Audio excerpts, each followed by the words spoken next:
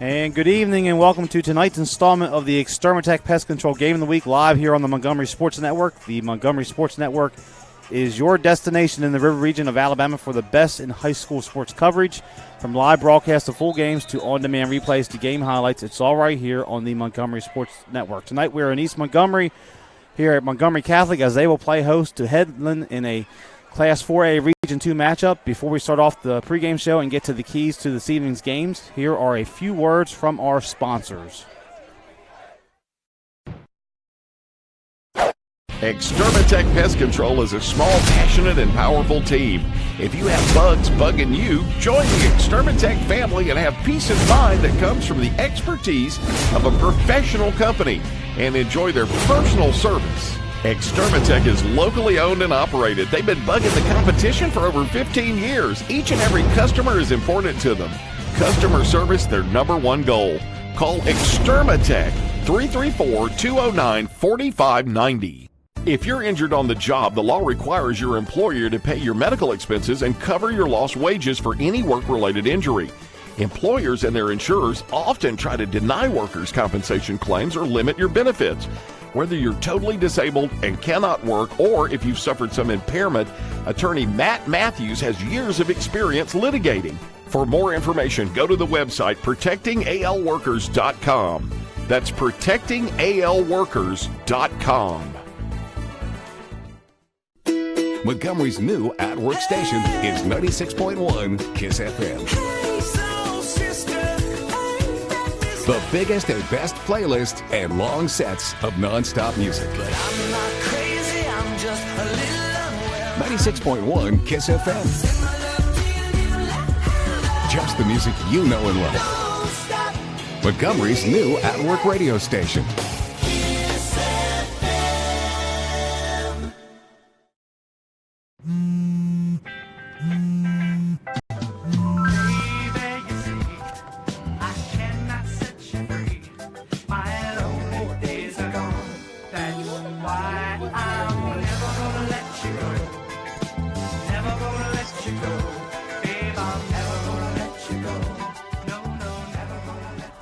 Here you go.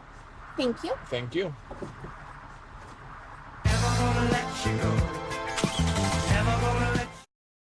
It was 1917. Charlie Chaplin appeared as the Little Tramp, Walt Disney graduated from high school, and Woodrow Wilson was reelected president. And in Montgomery, Chris's sold their very first hot dog. Move forward to the 1950s. Hank Williams was hanging out at Chris's. Up through the 70s and 80s, many stars and politicians discovered Montgomery's little secret. Jump ahead to the new millennium. Riverwalk Stadium, the alleyway, and the new downtown. It's now 100 years later, and Chris's is still serving their world-famous hot dogs at 138 Dexter Avenue. How long has it been since you've tasted the city's most famous hot dog? Make Chris's part of your family history. Still family-owned and operated, Chris's makes every hot dog and hamburger to order. Take Chris's to your next party or event. Call-in orders are welcome. Online at chrishotdogs.com and on Facebook. Chris's Famous Hot Dogs. Taste the tradition. Experience the history of the first country music superstar and see how Hank Williams transformed country music and sowed the seeds of what was to become American music. Visit the Hank Williams Museum, nestled in historic downtown Montgomery, Alabama. The Hank Williams Museum is one of the top tourist attractions in Alabama. Museum hours are 9 a.m. to 4:30 p.m. Monday through Friday, 10 to 4 on Saturday, and 1 to 4 on Sunday. And they offer group rates, AAA, and military discounts.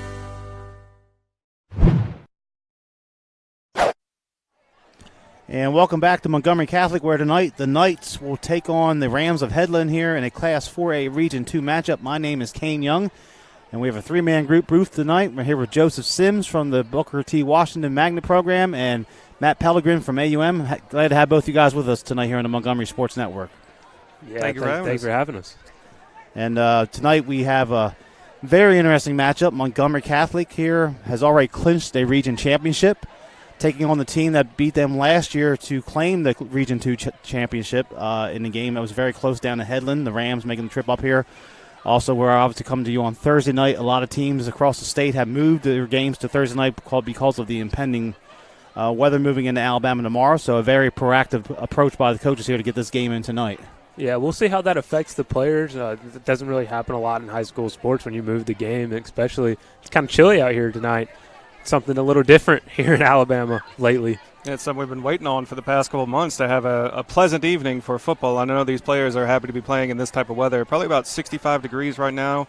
Expected to drop a little bit more. There's a little bit of a breeze, but right now weather is not affecting the fans or the students. And the field looks in great shape for the drought conditions we've had here in this area in central Alabama for the year. Of course, the temperature was over 100 degrees for some of the games we had broadcast. It seemed like the week 8 or week 9, so we welcome the change in climate and temperature this evening. So we'll take a moment here on the Montgomery Sports Network to thank our sponsors. Once again, our title sponsor, Extermatech Pest Control. This is the Extermatech Pest Control Game of the Week. They've been sponsoring us the last 2 years. They are locally owned and operated, and they are a small, passionate, and powerful team voted the best in Montgomery. If you have bugs bugging you, call Extermatech. They have been bugging the competition for over 15 years at 334-209-4590. We'd also like to say a thank you to attorney Matt Matthews of ProtectingAlabamaWorkers.com. Workers' compensation attorney Matt Matthews has many years of experience litigating workers' compensation cases in Alabama. If you are hurt on the job, he can help you get the benefits you deserve. Visit ProtectingAlabamaWorkers.com or call 334-721-4878. Back with us again this year for sponsorship, we thank the Hank Williams Museum, located in downtown Montgomery at 118 Commerce Street. This museum is 6,000 square feet. You can take a step back in time and learn about the musical history and life of a Montgomery man who is known as the legendary singer and songwriter Hank Williams. Browse the large gift shop. Groups are always welcome at the Hank Williams Museum. We also say thank you to Chris's Famous Hot Dogs. They are celebrating their 102nd year in business in the capital city. They are located just steps from the state capitol at 138 Dexter Avenue. Chris's also caters. Have Chris's Hot Dogs at your next meeting or event. Chris's Famous Hot Dogs, taste the tradition. Call orders in advance at 334-265-6850. And here is Joseph with the rest of our sponsors. We'd like to thank Midstate Burglar Bars and Ironworks. Midstate Burglar Bars and Ironworks is a local owned and operated business. They've been in business since 1985 and serve Montgomery and the surrounding counties. Midstate builds and installs burglar bars, AC guards, hand railings, fencing, storm doors, and more. Make sure to check out their decorative handrails, a true work of art. Call Midstate at 334-313-9015. And La Zona Rosa Mexican Cafe, located at 2838 Zelda Road, minutes from downtown Montgomery, is one of the area's finest Mexican restaurants. Check out their great build-your-own lunch and dinner selections and updated menus. Make La Zona Rosa your choice for authentic Tex-Mex and Salvadorian cuisines. Open Monday through Saturday. Call 334-274-1153. And Delta Printing and Sign Company. Delta Printing and Sign Company opened in 1979 and is still local and family-owned. As a second-generation business, they have stayed true to their roots. They get to know their customers and take pride in helping meet their printing needs and stay within their budget. Their goal is the same now as it was when they first opened, to provide a quality product at a competitive price, accompanied with exceptional customer service. So remember, no matter what it is, when you need signs, printing, direct mail, let Delta do it. Call 334-271-COPY. And our media partner, the stations of Blue Water Broadcasting. News Talk 93.1, KISS FM 97.9 Jams, Bama Country 98.9, Yo 100.5, Classic Country The Possum, 104.9 The Gump, and 107.1 The Vault. They are local folks helping local businesses. Call them today and let them help your business at 334-244-0961. And we also like to say thank you to Mac the Camera Guy, Mac the Camera Guy Photo Booths. Visit his website at macthecameraguy.com for photo booths for weddings, proms, business outings. Mac will hook you up there. Visit his website, macthecameraguy.com. We thank all of our sponsors. When you go out and see them this week in the community, tell them the Montgomery Sports Network sent you to go visit. We appreciate their sponsorship of 2019 football here on the Montgomery Sports Network. So we'll take a moment here on the Extermatech Pest Control Game of the Week to look at our keys to the game for Headland and Montgomery Catholic. We're going to start with the visitors making about a 2-hour drive up here to Montgomery tonight for Headland. The Rams are the defending Region 2 champions. They aren't going to be able to win this year as Montgomery Catholic has that wrapped up. We'll talk more about that in a moment. But for Headland, we'll start off with trusting your eyes for this Headland defense. Yeah, you're going to have to trust your eyes against this Catholic offense. They're going to throw a lot of motion at you. Don't want to fall for the eye candy. Of course, if you get out of position against this stout offense, they will take it to the house very quickly with all their weapons on offense. And second key tonight, we'll look at for the Rams will be not to beat themselves. Right. This is a homecoming game for Montgomery Catholic. They're rolling right now. Headland has to come in and play well, but they can't afford to beat themselves. It's a big game. I know their coaches are trying to hype them up right now, trying to get them ready because they need a victory tonight. And you cannot beat yourself. You cannot overrun plays. You cannot have costly penalties. You can't be over-aggressive and get beat on deep plays because of Montgomery's offense. So, I mean, right now you can't beat yourself. You limit the penalties, don't let the crowd affect you, and hopefully get out of here with a win. Yeah, and Montgomery Catholic has turned this into a very good environment for high school football the last couple of years. And finally, the third key with the much-anticipated Star Wars trailer dropping on Monday night. Do or do not, there is no try. I know we're not going to talk about Yoda the Jedi Master. What are we talking about there, Joseph? Well, we are talking about for Headland, you need to win. And this is a big win for them if they do get it. And then even that, you still need help to get into that playoff. You need ACA to lose tomorrow night. And, of course, this quote with Yoda, my young self had no idea it was from Yoda. I just thought it was an interesting quote. So, hey, Yoda knows all, right? Anyway, Headland, if they win tonight, they will need an Alabama Christian victory, or an Alabama Christian loss tomorrow night to sneak into the playoffs. So the opportunity's still there. ACA could have clinched the playoff berth last week. They lost at home to BTW. Booker T. Washington out of Tuskegee. That was an upset last Friday night. So Headland's right there, but they got to put themselves in that position. Second keys, or we'll look at here for the home-standing Montgomery Catholic Knights. First key tonight will be don't get caught up in the moment. Yeah, and this is a big environment for Montgomery Catholic. This is their homecoming, so you don't want to come out here and just get complacent and just find yourself in a moment you don't want to be in. You want to still go out there and execute, play fundamental football. This is a good Headland team that can make an upset anytime. Montgomery Catholic trying for their first undefeated regular season since 1979. If they win tonight, they'll be 10-0. Last time that happened was in 1979. Second key tonight, Matt, will be for Catholic to spread the wealth. Spread the wealth. You want to be balanced offensively. That means you want to run the pass and keep the defense on their toes, but you also don't want to key in on one or too many players because then Headland can shift coverage over to those players and try to take them away. So you want to be a balanced attack. Spread the wealth. You've got playmakers. Let them get in space. Let them do their jobs. And the third key for this Catholic team will focus on their defense, specifically one of their sophomore starters, Studley Dudley in the middle, their main linebacker. Yeah, Studley Dudley, he's their main linebacker. He's just second on the team with 75 tackles. And usually when you see in high school sports a player has 75 tackles, you might think he's number one on the team in tackles. Is actually Jake Burt with 78 tackles. There's a few players on this Montgomery Catholic defense that we could have made an interesting name for this third key, but we went with Studley Dudley. It sounded a little better, and he is, of course, like you said, just a sophomore, will be back for 2 more years and already getting a lot of college recruitment action. Yeah, TJ Dudley, number 6 tonight for the Catholic defense, also can play running back. We had him here in the game earlier this year when the main running back Gibson got knocked out for a play or lost his helmet, and Dudley came in and scored a touchdown the first carry.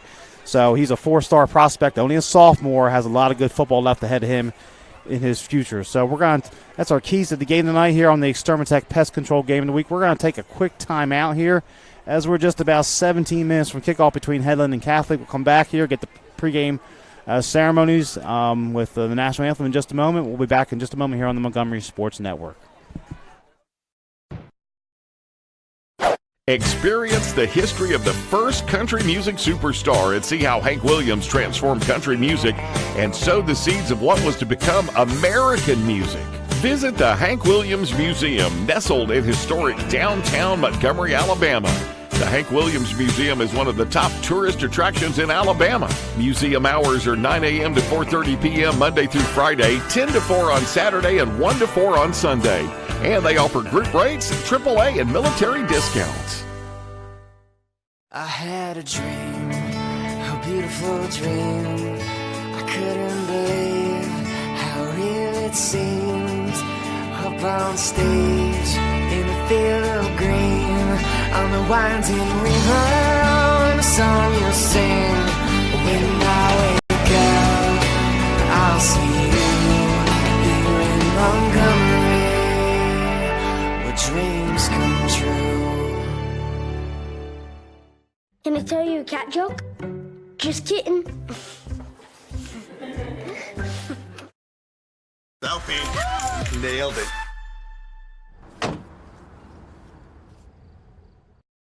Montgomery's best country is on Bama Country 98.9 WBAM. Bama Country with Bubba and Christy every weekday morning 5:30 to 10 a.m. We're gonna have a house party. Bama Country, playing today's best country and all the country legends.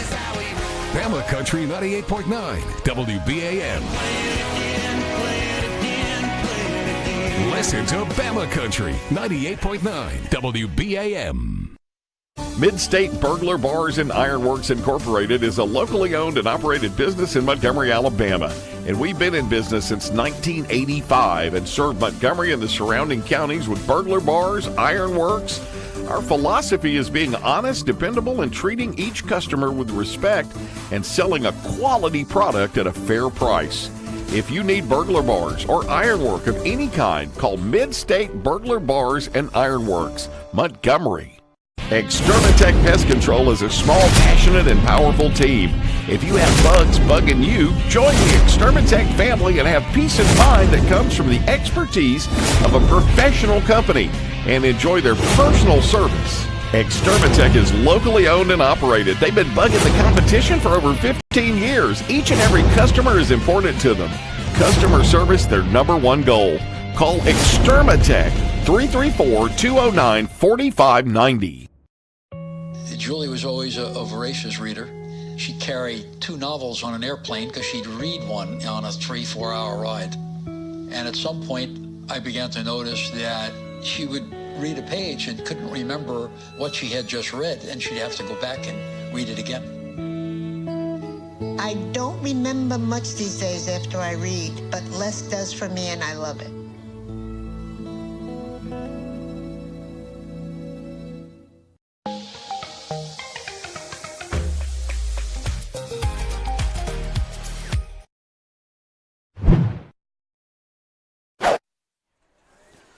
And welcome back here to Montgomery Catholic as the Knights get ready to play host to the Rams here in just a few minutes. We're just about 12, 13 minutes from kickoff. The Montgomery Catholic homecoming game moved up here to Thursday night football due to the impending weather. Over 100 games moved up to Thursday night across the state. So a very proactive job by the coaching staffs here and the administrators to get this game in tonight and not have to potentially be here for a late night on Friday or possibly even a makeup on Saturday here with the season winding down. So this will be, as we mentioned in the keys of the game, this will be Catholic's 10th game of the year.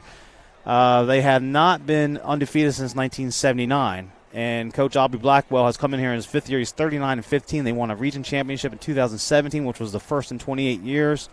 They ended up being second last year, losing a very close game to Headland on the road. But if we had a DeLorean out here and took Doc Brown and Marty McFly back in 2014 and said, hey, let's find some hardcore Montgomery football fans and bring them to the future in 2019, that probably one of the last places they expect to be dropped off at is Montgomery Catholic, because this program has just made a huge turnaround in the last 5 years under Coach Blackwell, and they are routinely in the playoffs and winning games, and obviously ranked number 3 in the state right now. They have a legitimate chance to win a state championship here in 2019. Yeah, and that's what you really want. When you hire a coach like Coach Blackwell and you're used to losing, you really want to change that environment. And, of course, starting off 9-0, we mentioned in the pregame that you don't want to get caught in a situation that where you lose your last game and in a big Region 2 matchup just because you're not complacent. You got to go 1-0 every week, and of course against Headland they lost last year, so maybe a revenge factor and looking for that big 10-0 start, which is big going into the playoffs. And Matt, how much factor do you think the revenge factor is out there tonight for Catholic? They lost a very close game. I think it was 28-26 last year down to Headland.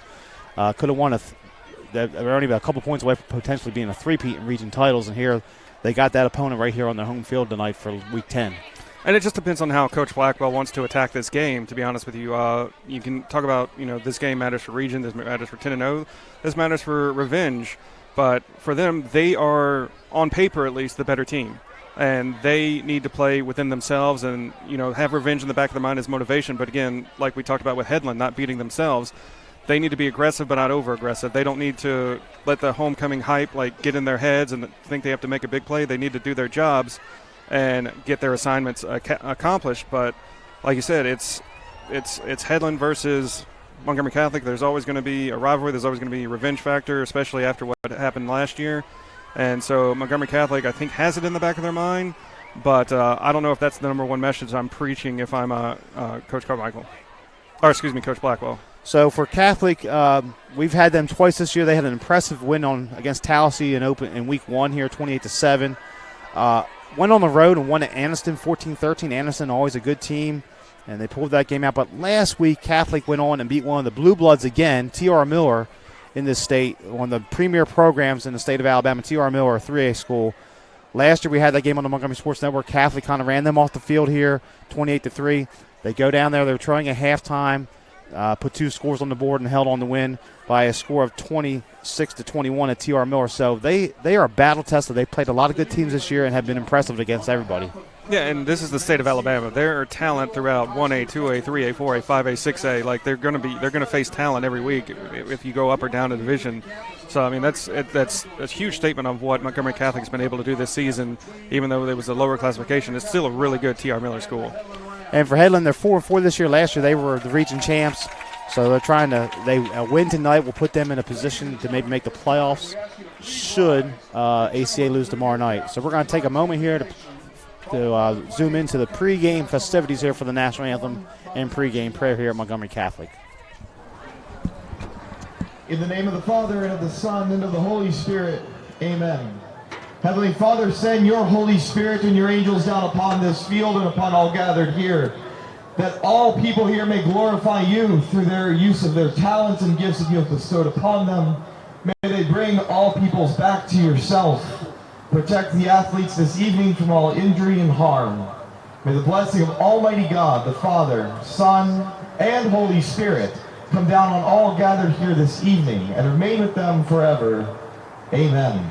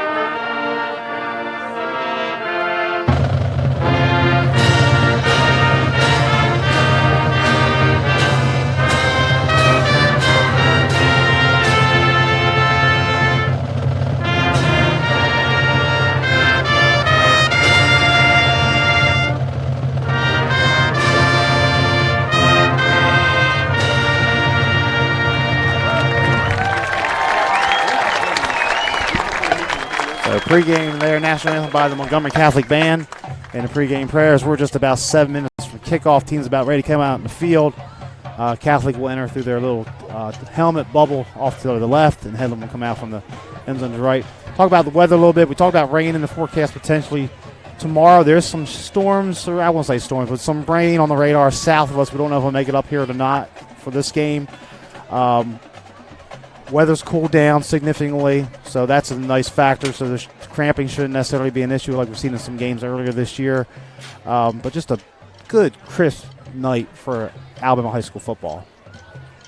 I mean, it finally feels like fall football weather. Like we've been dealing with temperatures in the high 80s and 90s, and you know when we did a game a couple weeks ago, we were talking about how it was probably the first game that there wouldn't be water breaks in the quarter. And tonight there definitely won't be any water breaks. There'll probably be hot chocolate breaks at quarters and halftime.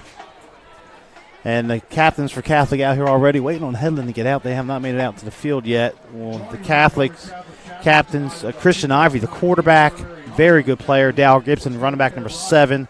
One of the captains out there. Number 5 for Catholic is going to be – I lost my roster here for a second. I apologize for that. Number 5 is going to be Morris. Is that Dees? Marcus Dees. Marcus Dees. I'm sorry. I apologize for that. And the third man out there for Catholic, number 21, Nathan Downs. So this is a group that's won playoff games each of the last 2 years, lost in the second round. We talked about, I mentioned a minute ago, Catholic number 3 in Class 4A right now. Their stiffest competition in the South will probably be UMS Wright and American Christian. American Christian, a team that beat them in the second round last year. Also, there'll be other teams that are pretty good, but those are probably the 3 favorites right now to come out of the South in terms of a state title game.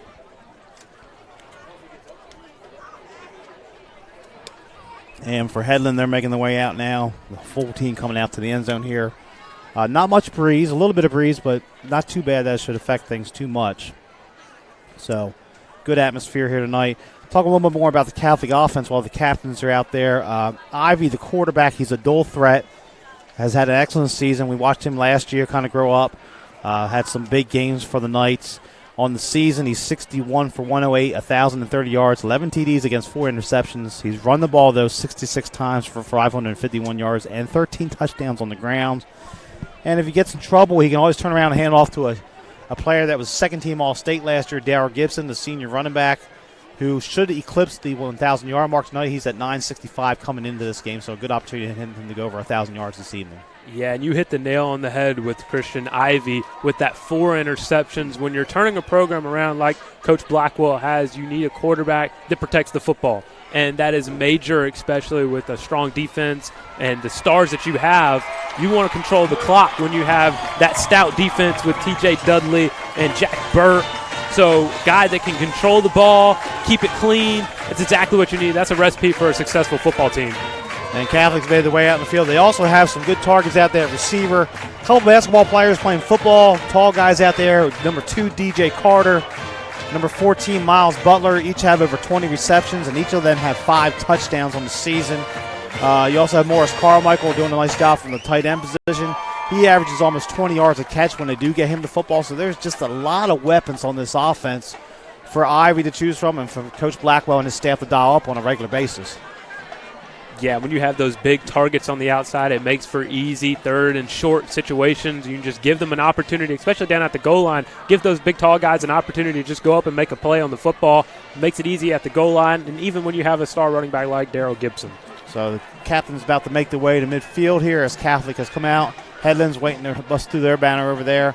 Not a bad travel crowd so far for Headland. They got a 2-hour drive. It is a Thursday night, so a lot of people got to work tomorrow, and it's short notice here with the game being changed. The band for Headland's just rolling in now also. So good job, again, I'll say, by the administrations at these schools to get this game in tonight and not have to deal with the elements tomorrow night, which I don't know if the weather's going to be severe, but they're just talking about maybe 3, 4, 5 inches of rain over the course of the day. And we were here for week 1. A lot of schools had weather delays, rain delays. We only had about a 10-minute delay that night against Tallahassee. This field drained exceptionally well. The field looks like a fast track. Looks like it's in great shape here. So they've done a great job, Coach Blackwell and the staff, to maintain the playing surface here at Montgomery Catholic. Yeah, and just talking about Headland a little bit, coming on the road to Catholic. Matt, you hit the nail on the head earlier in the broadcast when you said that they needed to play their own football game. A lot of times when you come in and you are the underdog on paper, you think you got to make a big play. But Coach Raines just need to come out here and control the clock and maybe make a few big plays here and there just to maybe put a pinch in the crowd a little bit. But honestly, you just need to come out here and play exactly what you practiced all week long and what you've been doing all season long. Maybe it hasn't worked out all games, but you hope for a good one this one. And for Headland, they started off the season 3-0, and then came on the road to Montgomery twice. They lost to Trinity, 44-14. Trinity will be the second place team out of this region. They lost to Pike Road, a 3A school. Pike Road's undefeated. They lost 35-0. That game was actually played at Alabama State. And then the big one, they took a loss to Alabama Christian at home. So ACA has any tiebreakers over them at this point, as Headland has won the toss and they'll receive the kickoff. They got a win at Ashford, 50-28. They lost a close one last week to Dale County, and now they got Montgomery Catholic. Next week they'll close out the season at home in a non-region matchup against Abbeville. So Headland's down there, the Dothan area, about a good 2 hours from here or so. We're coming on bus for sure. So we're going to get ready for football here. Crowd has gathered in. Catholics made this into a very good atmosphere. Got people sitting down in the end zone here. And I'm sorry, Kane, go ahead. Go ahead, Matt. I was just going to go ahead and mention the Headland captains. Tyson Kirkland, number 2. Number 4, Tyler Daly. Number 21, Zachary Lawrence. And number 44, Turner Wilson are the captains for the visiting Headland. And for Headland, the Rams, they come out here with their big H flag, taking the field now. Dressed in the all-white. I like the all-white on the road. I think it looks good. Catholic will be wearing the all-black, so we got a good contrast to colors here tonight. I know Catholic won't appreciate this alliteration, but it's almost like good versus evil, light versus dark. And the Knights are in the black with the black jerseys, black helmets, black lettering with white outline. So we're going to have to keep an eye on that. I know as a statistician, it's going to be interesting to see what happens in the scrum when everybody's all on top of each other to see what the numbers look like. I'm right there with you, Matt. That the numbers last week for Stanley Belmore popped out on that white against red. So we'll do our best here. But we know a good number of the Catholic players because we've already had them a couple times this season. As Zach Papanastis will kick it off for Catholic. We didn't talk about the kicking game. We'll expand on that during the broadcast here. They have very good kickers here at Catholic. And it looks like back deep will be number 8 for Headland. That is going to be Tyler Danzy. He is the deepest return man. The only return man. For Headland. Crowd making noise here. Some cowbells in the background. And the Extermatech Pest Control Game of the Week is on the way here on Thursday night.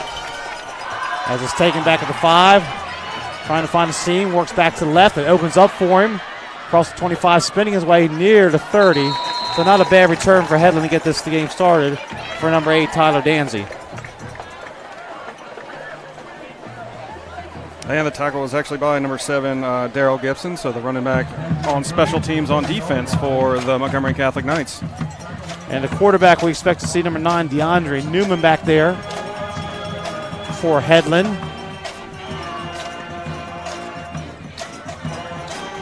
And it looks like number 4 is back there in the shotgun right now. It is number 4. It is Tyler Daly. So Tyler Daly's a quarterback here to start things off. He fumbles the opening snap. He's going to take it himself, get what he can across the 30. Actually turns into a nice run of about 5-6 yards there for Tyler Daly. Well, he's slow to get up a little bit, but that's good job there from Daly. He fumbles the snap and able to get a little bit of a positive gain. That would have been atrocious as they come out here the first play and giving up a turnover. So it'll be 2nd down and 5 for the Rams. And Tyler Daly was a team captain before the game, so he's getting the start and quarterback. It looks like it's going to be an I formation with a fullback. Hand is off to the tailback. Has some room across here, across the 40. A nice run. And it's going to be a pickup of 10 and a first down there for number 8, Tyler Danzy. So 10 yards and a first down for the Rams on their opening set of downs. Tyler Danzy getting involved early, had the big kickoff return, and now he's getting a touch here on offense and moved the change there. And already we see Headland, the point you guys made in the game about slowing the game down a little bit, maybe chewing up some clock in the huddle, taking their time. We saw Tallahassee use this early in the year as an effective strategy for a large portion of the game. First and 10 at the 45 for the Rams. Little wildcat with Danzy. This time they hand off to the fullback, Andre Galloway. He's trying to get outside to the corner. Heavy pursuit by the Knights, and Galloway makes a great effort just to get back to the line of scrimmage on that first down carry. Yeah, he won't get credit for the tackle, but Tavius Melton, number 3 from Montgomery Catholic, forced that play wide outside to make it a minimal gain for Headland. So 2nd down, we'll call it a short 10 for the Rams. If I'm Headland and I'm going to run the football, I'm running it exactly away from T.J. Dudley. Wherever he is lined up, I'm going the opposite way. Getting shotgun, they're going to put a man in motion. Going to hand this off coming to the near side here. That's going to be number 18, Bach on the carry. Avoids one man, gets across midfield, falls forward. He's going to get a great spot, 12 yards and a first down for the Rams. Well, he's got to be a little careful with that football, is slinging it out. And I know coaches hate it when the players take the football and then move it over the defender's head. It's a move a lot of ball carriers like to do, but it puts the ball in a bad spot. Easy fumble if you're not careful with it. Back-to-back first downs for Headland. 9.5 left. First quarter, clock moving here at Montgomery Catholic. You're watching the Extermatech Pest Control Game of the Week here on the Montgomery Sports Network. Kane Young here with Joseph Sims and Matt Pellegrin for Week 10 of the high school season.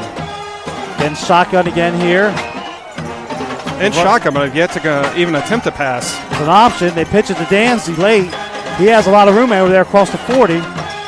Still driving those legs. He's going to have another first down. He's running over defenders inside the 30. 15-yard carry for Tyler Danzy and another first down for the Rams. I don't know if the Catholic defense just thought he was going to run out of bounds, but Danzy didn't give up on the play and kept the legs moving upfield, able to get another first down.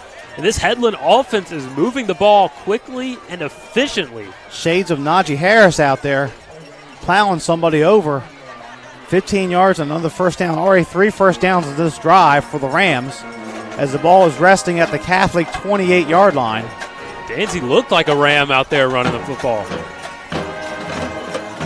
Again, Daly calls the signals. It's going to be a little inside handoff here to the up back. That is Galloway. And Galloway is dropped at the flag on the play. He fumbled the football late. He is dropped by number 21 for the Catholic defense. That is going to be Nathan Downs, but we'll have to see what the flag is. Looked like a holding on the outside there as Galloway tried to cut it back inside. We'll go to the head ref and see what he says. Yeah, I believe the receiver, Melton, is going to get called for the hold. So 10 yards, it'll mark it back against the Rams. First mistake of the night. Getting into one of our keys of the game not to beat themselves.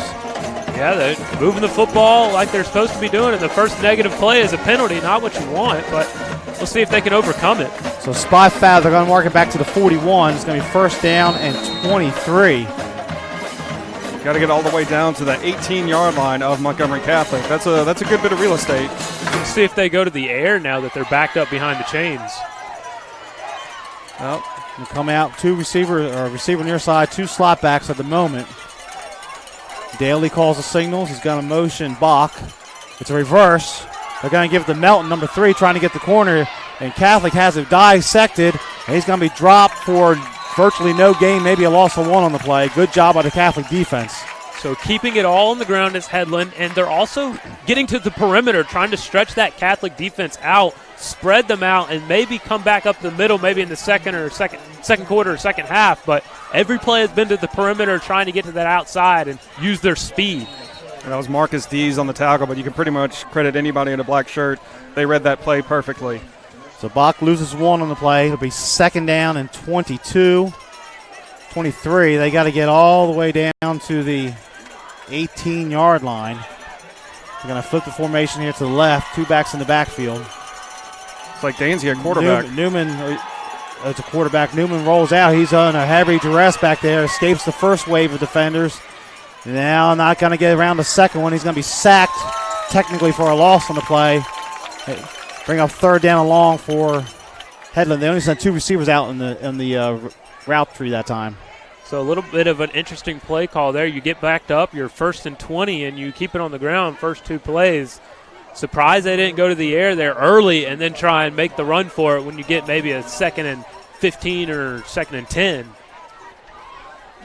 So third down and Troy here for Headland. They got to get, I said a moment, get all the way down to 18. They're going to empty the backfield, looks like, here on 3rd and long. Dancy's still the quarterback. Yeah, Daly, the starting quarterback in the slot. They're going to throw it, and he was overthrown and almost intercepted off the deflection. Bring up 4th down in a punting situation, you would think, here for the Rams, as Dancy pass was intended for number 6, Richburg. It goes incomplete. Yeah, right through the hands of Nathan Downs. He had a gift and just decided to return it, as it wasn't quite the right size, I guess. Early Christmas gift, almost. If he would have caught that on his feet, he would have had a clear shot to the end zone, but he'll also be back there. Downs will be for the punt. 4th down, Hughes in the punt for Headland. Downs back to receive. Oh, this was going to come off the side of the foot here. Boy, it's just rolling. It's going to be a net of about 9 yards. Not what Headland wanted. They wanted to try to pin him back deep there, and this Catholic offense will come on the field for the first time tonight. Well, give credit to that Catholic defense as they were getting moved on early, playing a little bend but don't break defense. They get down into their own territory, deep in their own territory, and make the stand, and now they get great field position, something that usually doesn't happen when you allow a lot of movement of the football on defense. So 6:12 left first quarter. We get to see Christian Ivy and Darrell Gibson come out for the first time tonight in this high-potent, high-octane Catholic offense. Going to put a man in motion. Going to hand it off here, working to the near side. And a nice job by the Headland defense to string out Gibson as he's stopped for no gain on the play. McDaly out there played a little bit of quarterback on that first drive for Headland on offense. Now he's making the stop, playing a little both ways. Yeah, Catholic is definitely the deeper team. Most of their players just go one way. Headland's going to have several guys go on both sides of the football tonight. We'll see if that's a factor as the game goes on. Not as big of a factor without the weather, Matt, as it's getting cooler here late in the season. Oh, yeah, it's a beautiful night for throwing the ball. Very little wind, just enough to make it comfortable for the fans and the players. Here's a handoff on the speed sweep here for Catholic. Going to pick up some positive yardage. There's number 23 on the carry for Catholic. That is going to be Jeremiah Cobb. Picks about 7, maybe 8 yards on the play, bringing up third down and short. So we have yet to see a pass completed in this game yet. Had one pass attempted, but overthrown, almost intercepted. Maybe that's why they're keeping it on the ground. 3rd and 2. They got offset eye here out of the pistol. Might just not be used to such good weather. And now they don't know how to act. Ivy looks to the sideline for the signals. Play clock has 8 on it. Gibson gets it, tries the left side of the line. He's going to plow his way forward for 3 yards and a first down for the Catholic Knights. Yeah, Carter Williams read that one, but he got pushed back. Gibson just plowed right through him, able to get the first down on that 3rd and short. 5:10 left first quarter. And that's the initial first down for Catholic here as Headland took about almost 6 minutes off the clock on their first possession. This time they spread it out. Miles Butler down here at the bottom of the screen. Ivy going to look to throw. Chased out of the pocket, though. Good pressure by Headland. Ivy runs out of bounds, and he's going to lose yards, and that's going to technically be a sack on the play. Bring up 2nd down and long for the Knights. Yeah, Trevor Kirkland and Bryce Richardson putting the pressure on for Headland for a loss of 2. At that time, it looked like he wanted to go to the left of the formation, but the pressure forced him to go right. There was no receivers in the area. He had Butler over here along with Carter on the left side of the field. But then no chance to look back and see him with the good job by Headland defense. 2nd and 12, 4:48 left first quarter. Let's say a coverage sack on that one. Catholic quickly loses the line. Play clock's at 5. They got the play in there late. Ivy going to run here to the near side. It's an option. He pitches it late. A nice pitch there to number 1, Watley. Watley spinning his way close to the first down, shoved out of bounds.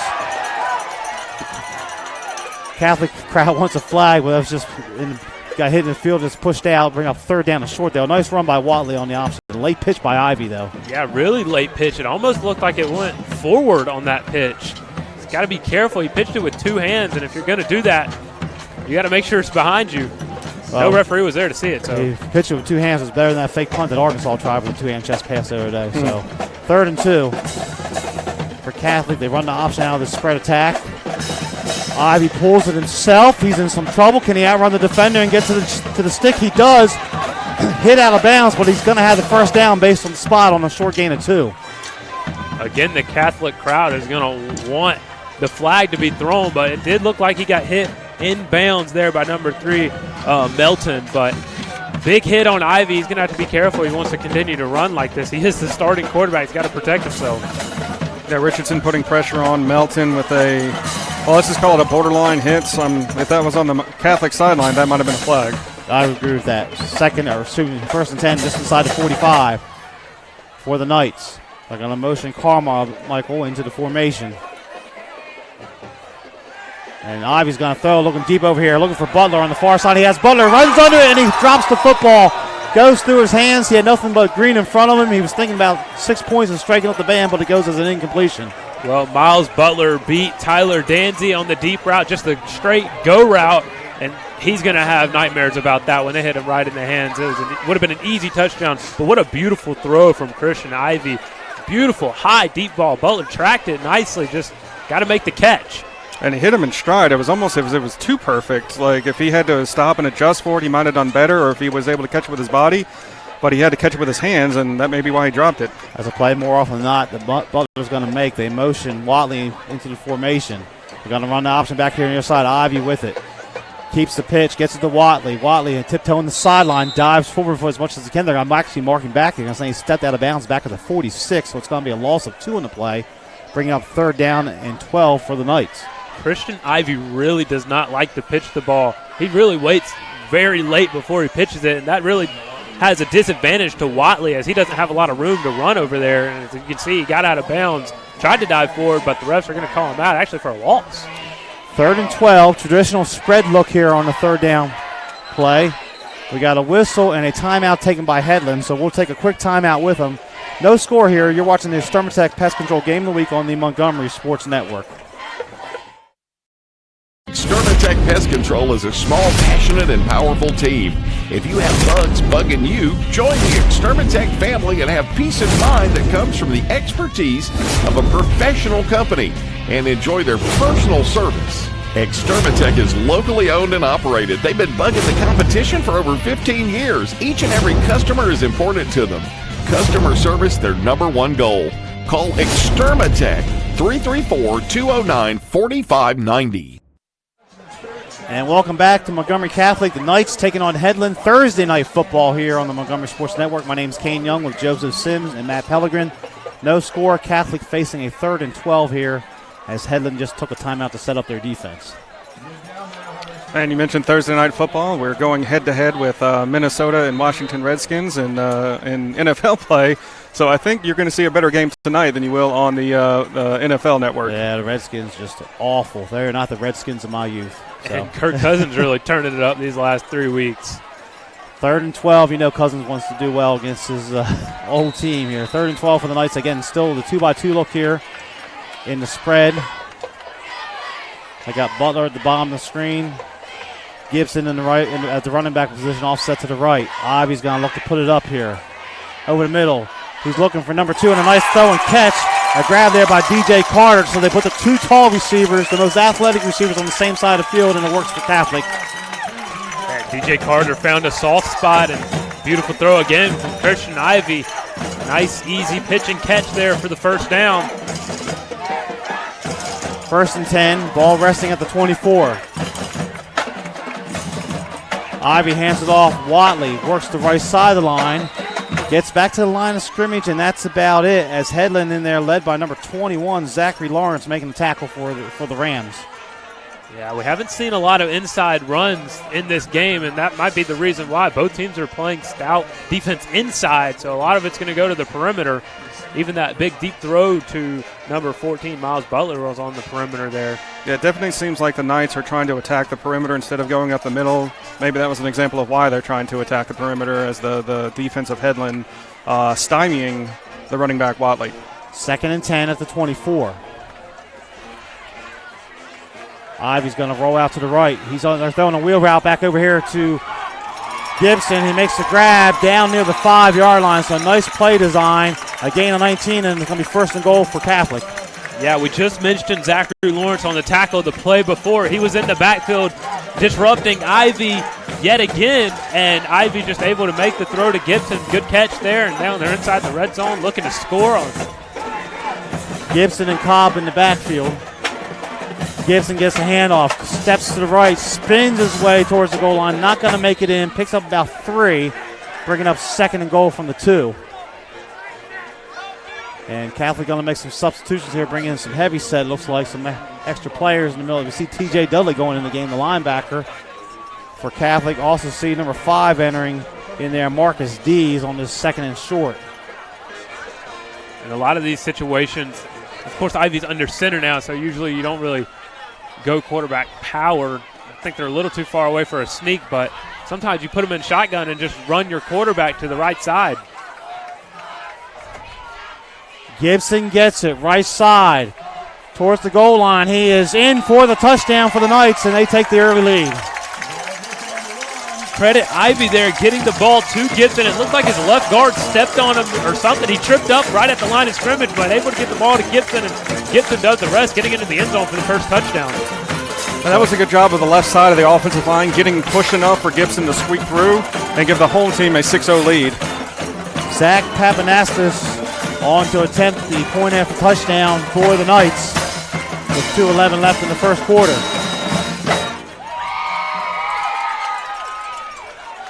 The holder is Ivy.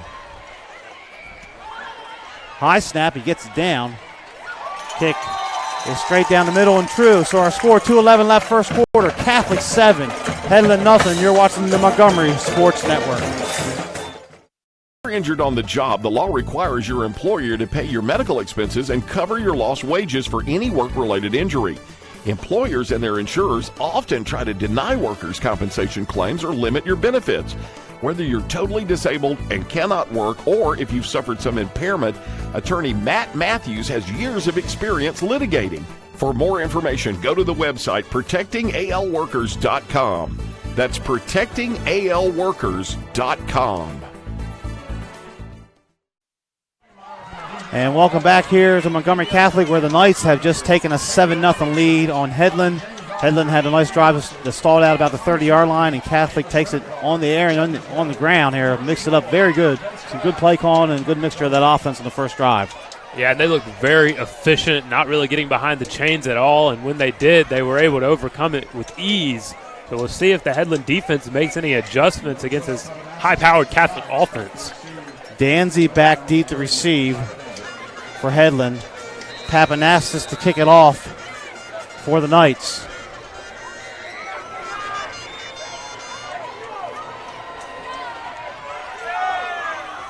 And it hits the ground. Danzy gets on it. And now it opens up for him. He's across the 25, tripped up there by Catholic. He's going to get to the 30. It's a good thing that they were able to trip him up there, as it looks like it was number 21, again, making the play, Nathan Downs, for the Knights. And if Downs does not trip up Danzy right there, Danzy takes that to the house. He had so much momentum going forward. He had an open field in front of him. He had the kicker, Papanastis, to beat, and I think he would have won that foot race. So 1st and 10 at the 29. Looks like Daly's back at quarterback with Danzy in the backfield. Daly's going to hand it off to Galloway. Galloway trying to get that left side there. Boy, the Catholic defense all over there on the far side. Good staying at home, fundamentally sound defense. And again, Downs on the tackle for the Knights. Yeah, and I said in pregame we could have made a lot of nicknames for a lot of these players for the keys of the game. Of course, we did Studley Dudley. We could have done one for Nathan Downs, the ways he's playing in this game tonight. He's been all over the football. Play loose is 2 yards, 1:30 left in the first quarter, clock moving here on the Extermatech Pest Control Game of the Week.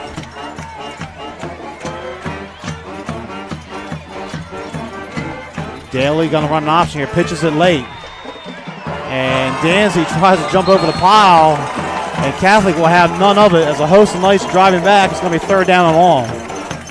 And McDaly better watch out. He tried to give a key block there for Danzy, and he got lit up. I did not get a number on who lit their quarterback up, but it was a legal hit, and he went down hard. He's going to have to be careful.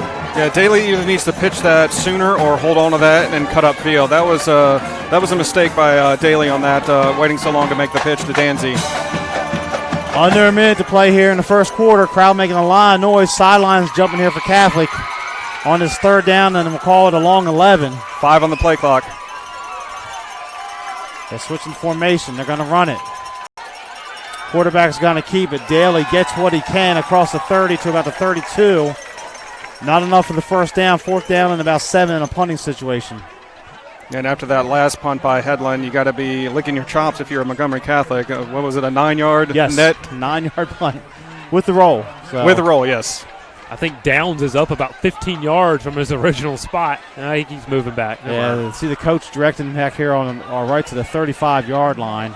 And Daly's still on the field. They may be trying to run a play here or draw it off sides and then run a play, or they've got 10 seconds on the play clock. Might see a timeout soon right before the first quarter ends. Yeah, that's what we're going to get here. Play clock is reset. The clock continues to run. The player lost his helmet on the last play, so it looks like they're going to let it go 0-0. And, in fact, that's going to take us to the end of the first quarter. Our score on the Extermatech Pest Control Game of the Week, it's Catholic 7, Headland nothing. We'll be back in just a moment. Extermatech Pest Control is a small, passionate, and powerful team. If you have bugs bugging you, join the Extermatech family and have peace of mind that comes from the expertise of a professional company and enjoy their personal service. Extermatech is locally owned and operated. They've been bugging the competition for over 15 years. Each and every customer is important to them. Customer service, their #1 goal. Call Extermatech 334-209-4590. La Zona Rosa Hillwood Mexican Cafe, located on Zelda Road, minutes from downtown Montgomery, is one of the area's finest Mexican restaurants. From our great lunch selection and value to our tablecloth and candle evening atmosphere for dinner, La Zona Rosa has something to offer all connoisseurs of fine Mexican dining. Come on down today and enjoy some great Mexican. La Zona Rosa Hillwood Mexican Cafe on Zelda Road, minutes from downtown. And welcome back here, East Montgomery tonight. Montgomery Catholic taking on Headland on Thursday night lights here on the Extermatech Pest Control Game of the Week. My name's Kane Young here with Joseph Sims and Matt Pellegrin. We're happy to have you with us tonight. Again, you can search our website, mymgmsports.com. Go to YouTube and search us Montgomery Sports Network. You can go to our Facebook page and like us. Follow us on Twitter. A lot of avenues for you to catch the games here. Fourth down punting situation. So we saw Downs. Now he's starting to retreat back to about the 45. It's still going, but we saw a very poor punt for Headland on the first one. Yeah, Gray Hughes just hit it off the side of his foot. Looked like, well, I don't know what it looked like. It looked like he just saw the rush and got a little nervous. Much better kick this time. Downs chasing after it towards the sideline, and it's going to roll out of bounds. So a much more better punt. That's going to be about a 35-yard punt with the roll, and it'll be first attempt for Catholic on their own 34-yard line. Well, Montgomery Catholic's first drive was very efficient, so Christian Ivy will look to come back out here and have yet another efficient drive to extend their lead maybe. So we saw Catholic mix it up, a lot of option, went inside between the tackles down the goal line. They had some guys open on some passes. They kind of have everything at their wheelhouse right now on this 1st and 10 from the 33 officially for the Knights. Going to motion Carter. And a nice run here trying to get outside is Watley. He avoided the contact in the middle of the line, tried to get to the corner. Not much happening there. Maybe a gain of 1, and that's it, as the Headland defense is able to pursue him towards the sideline. Yeah, Richardson with another play in the backfield. He's been a bright spot for Headland in this first half. He's 2nd down and 9. Here, underway early in the second quarter. Next week we'll be out at St. James, as St. James will play host to Trinity in Week 11 here on the Montgomery Sports Network. Trips to the far side here for Catholic. Ivy going to look to put it up. He's going deep over here, looking for Carter, one-on-one. Carter beats the defender. Carter catches it in stride. 10, 5, 4, 3, 2, 1. Touchdown Catholic. What a beautiful catch there from DJ Carter with his fingertips on the back end of the ball. He just beat his man right out of the gate, Melton. And that's the second time Melton's been beat deep, this time for a touchdown. 67 yards in the score for Catholic, just like that. They had Butler early on. This time Carter makes them pay, and it's 13-0 Knights. Yeah, Carter, 2 catches, 86 yards on the night. That's not a bad average for a night, let alone a half. So Papanas is on here for the extra point. Ivy again the holder.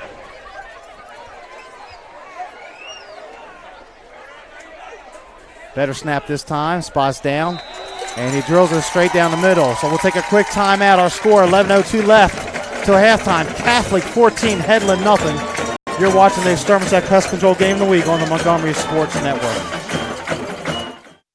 Extermatech Pest Control is a small, passionate, and powerful team. If you have bugs bugging you, join the Extermatech family and have peace of mind that comes from the expertise of a professional company and enjoy their personal service. Extermatech is locally owned and operated. They've been bugging the competition for over 15 years. Each and every customer is important to them. Customer service, their number one goal. Call Extermatech, 334-209-4590. So the touchdown pass from Christian Ivy to DJ Carter. And Catholic in front 14-0 here against Headland. Headland having kind of a de facto team meeting over there on the sideline, trying to get straightened out here. But Catholic hitting on all cylinders early on this offense. This is a high-octane offense. They are going to be a tough outcome in the playoffs here in a few weeks. And that pass to Carter was almost a mirror image of what happened to Butler on the opposite side, where Butler couldn't make the catch with his hands out in front of his body. Carter makes the beautiful catch with his hands out in front of his body. Perfect pass by Ivy, leading him just perfectly, and that's all I can say. It was a great play by Montgomery Catholic to take the 14-0 lead. Short kick this time. Melton takes it to the 15. Oh, he sidesteps the defender across the 20 and taken out of bounds about the 22, 23-yard line. So one thing we haven't really touched on yet, Catholic has excellent kickers. They have Papanastis. They also have Michael Russo that can punt and kick. They got guys that can kick field goals over 40 yards. They got guys that can put in the end zone on kickoffs. We haven't seen that tonight yet. But having that effective kicking game at a 4A level, just forcing the team to go 75, 80 yards. We harp on that point every week. Some teams have great kickers. Some teams don't at the high school level. Kind of dealt the hand you have. And when you have it as an effective weapon, and Catholic uses it to their advantage here as Headland comes out in 1st and 10. Daly's back at quarterback. Danzy's a running back, and we got whistles. And a timeout taken by Montgomery Catholic. So we'll just keep it right here for a second. But the kicking, we've seen other good kickers. We've seen Presetti at Stanhope Belmore win games this year. We saw Holtville earlier in the year. We saw Trinity have a good kicking game, ACAs. It's just an effective weapon when you have it. And when you have a good kicker, you also kind of look to the family and say, hey, do you have a little brother that also likes to kick? Because you also see a lot of times kicking families come through schools and come through academies. And, yeah, I mean, it's a great weapon, like you mentioned, Kane, just to be able to control field position. And actually, I thought it was a mistake by Melton to even field that ball because it was heading towards the sideline. If he lets that go, that probably goes out of bounds. Good point. And obviously, those of you who are familiar, everybody around here is familiar with Alabama football with the Papanassis name. Zach kicked the Trinity, went to Ole Miss, kicked at Alabama. I believe this is his cousin that's kicking here for Catholic. But still that family relation. He had brothers that kicked also. So we see that across the board. We've seen the Alabama this last weekend have a punter from Prattville, P. Ryan, come in there and do a great job. So, here at the high school level, when these teams, when they can kick it in the end zone, making the offense in this day and age where the spread is so fast, go 80 yards, it's just tough having to do that all night long. Especially when you got players playing both ways like Headland. Those guys are going to get tired really quickly. And we've seen this across the board through a lot of these games when they're lower 4A schools having guys play both sides. Some games are close at halftime, but then they end with 20 to 28-point leads. So Daly takes a snap, hands it off to Danzy. He tries the right side. Going to pick up some positive yardage there on first down. A gain of 4 out to 29 for the Rams. Headland, though, won the region championship last year, so they're 4-4. It's 14-0. Really need to try to string a drive like they did on the first one and get some points here. Not let this game get out of hand. Obviously, we haven't seen them complete a pass yet, so obviously they are a ground game here. Being behind 14-0 is not the ideal situation. And we've yet to see Daly attempt to pass yet. Dancy's the one who's been attempting the passes thus far for the Rams. 2nd and 6. They're going to hand it off to Bach. Bach has the corner, has some blockers out there, rolls across the 30 to about the 32, 33, bringing up a 3rd down and short here for the Rams. Well, they're going to have big plays now. We said in pregame that they needed to come out here and just chip away, first down here, first down there, and score repeatedly through long, extending drives. But now down 14 on the road, you got to start going for the big ones almost. But this is a 3rd and manageable for Headland. They hand it off. I believe that's Daly again. He's going to have the first down. Across the 35 to the 36. A little misdirection there, faking it to the fullback. 9:39 left, second quarter. Going to be a 1st and 10 for the Rams.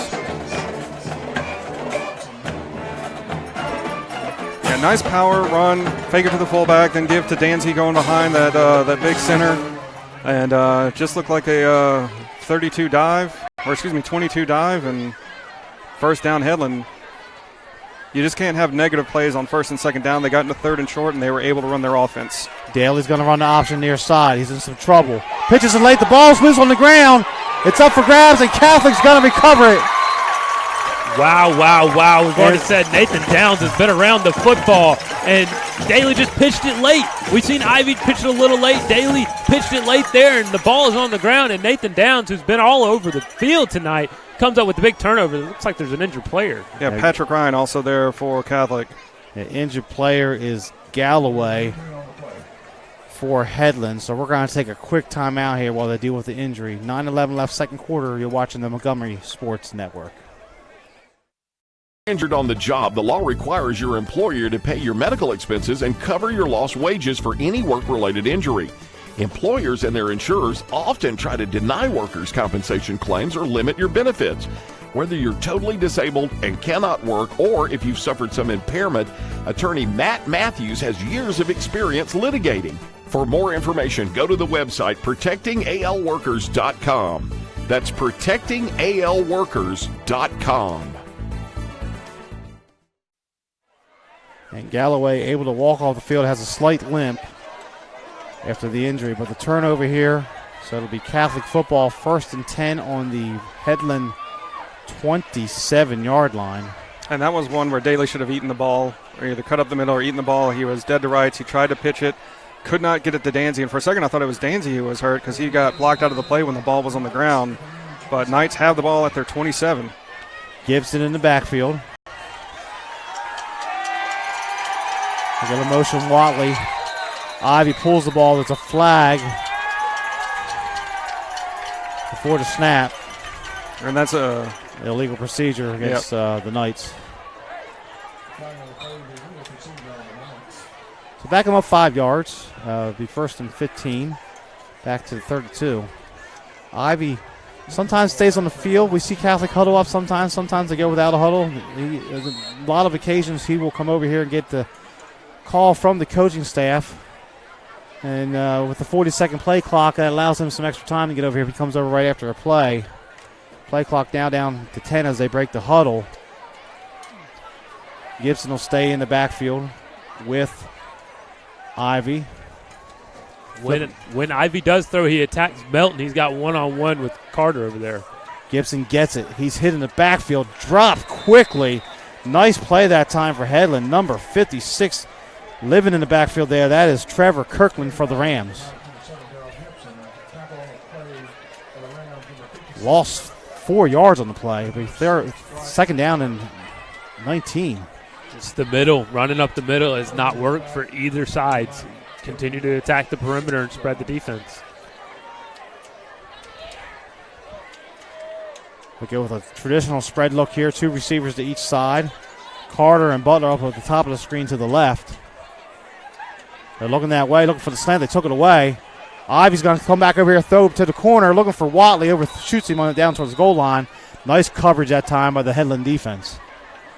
Yeah, that's the first time we've said that tonight. Nice coverage from the Headland defense. So usually it's been them getting burned deep. This time just staying with it. Ivy didn't really have his first initial read and had to go to his second and third, and still nothing deep. Yeah, Watley stops and pushes off to try to keep the defender back, but if he just keeps running, Ivy hits him.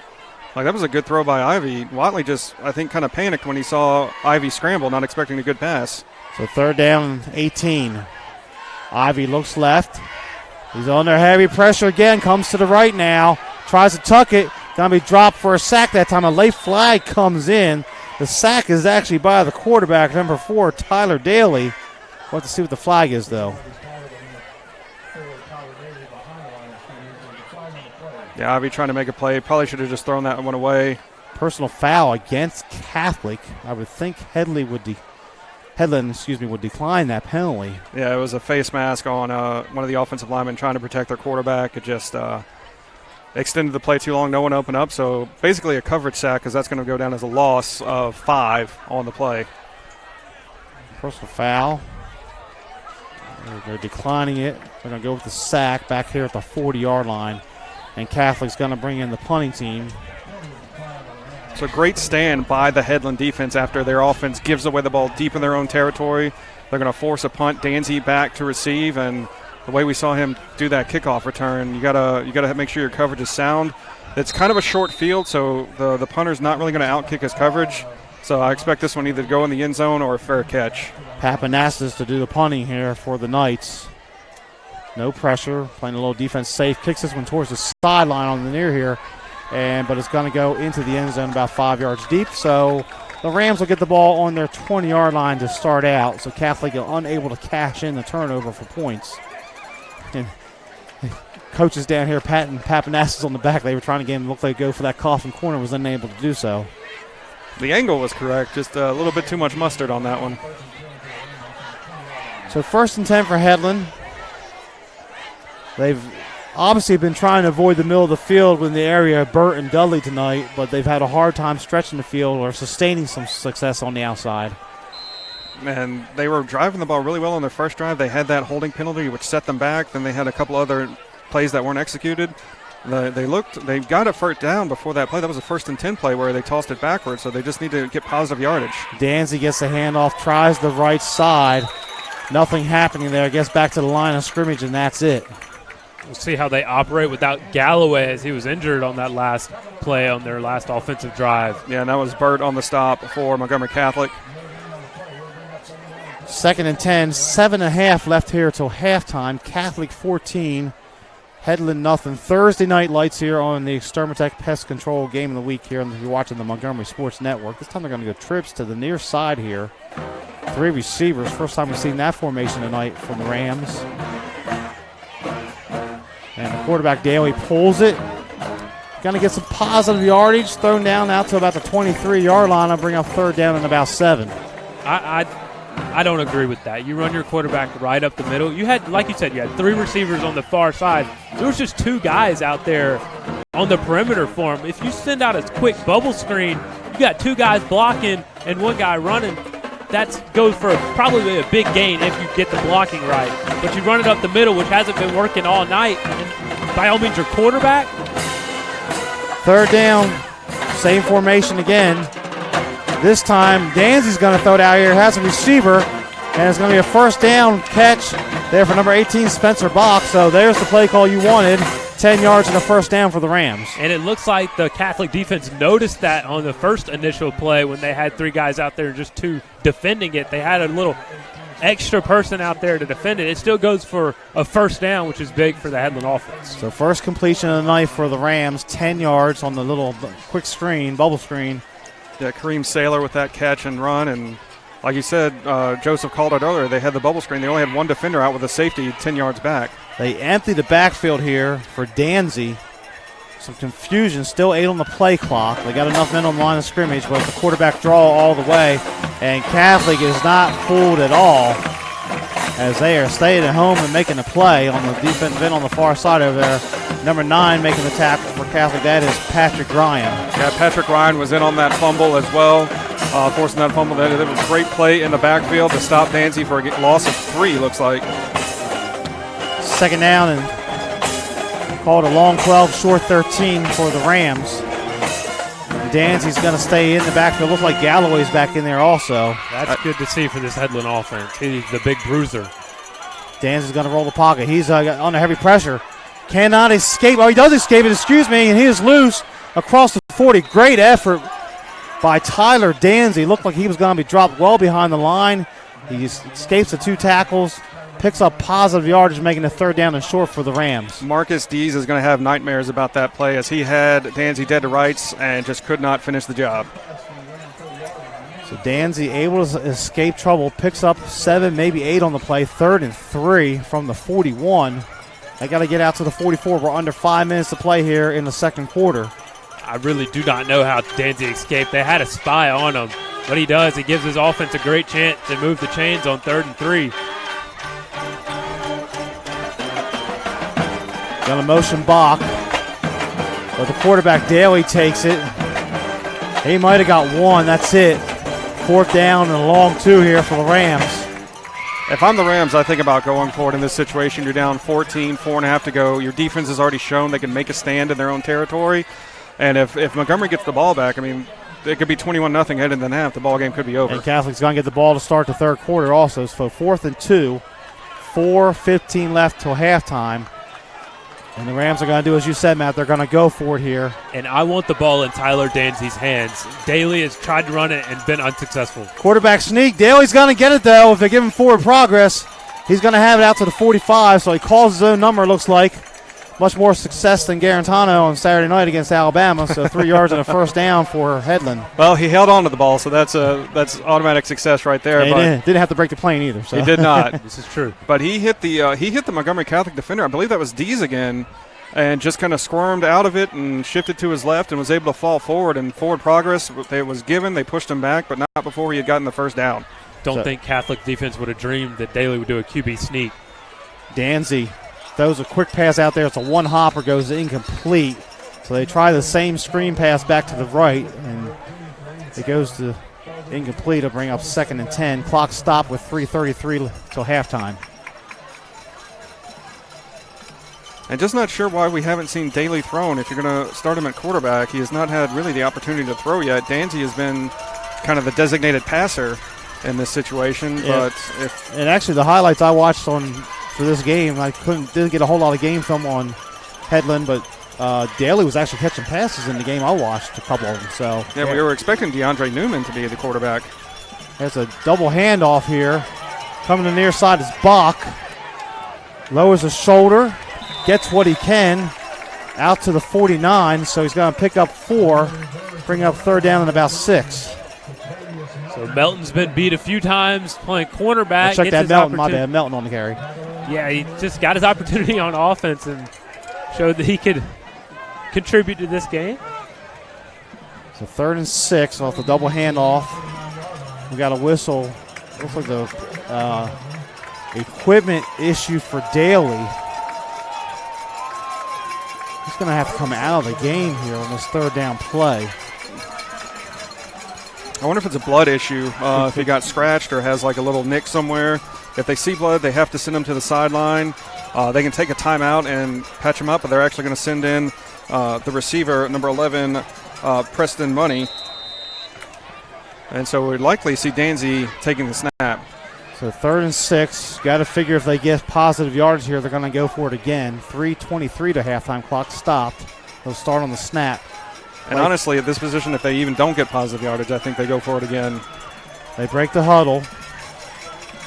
Melton tried to line up on the Montgomery Catholic side of the field. Timeout. I think that's a good timeout by the Rams. There was a lot of confusion there. So we're going to take it with them. Take a quick timeout with them.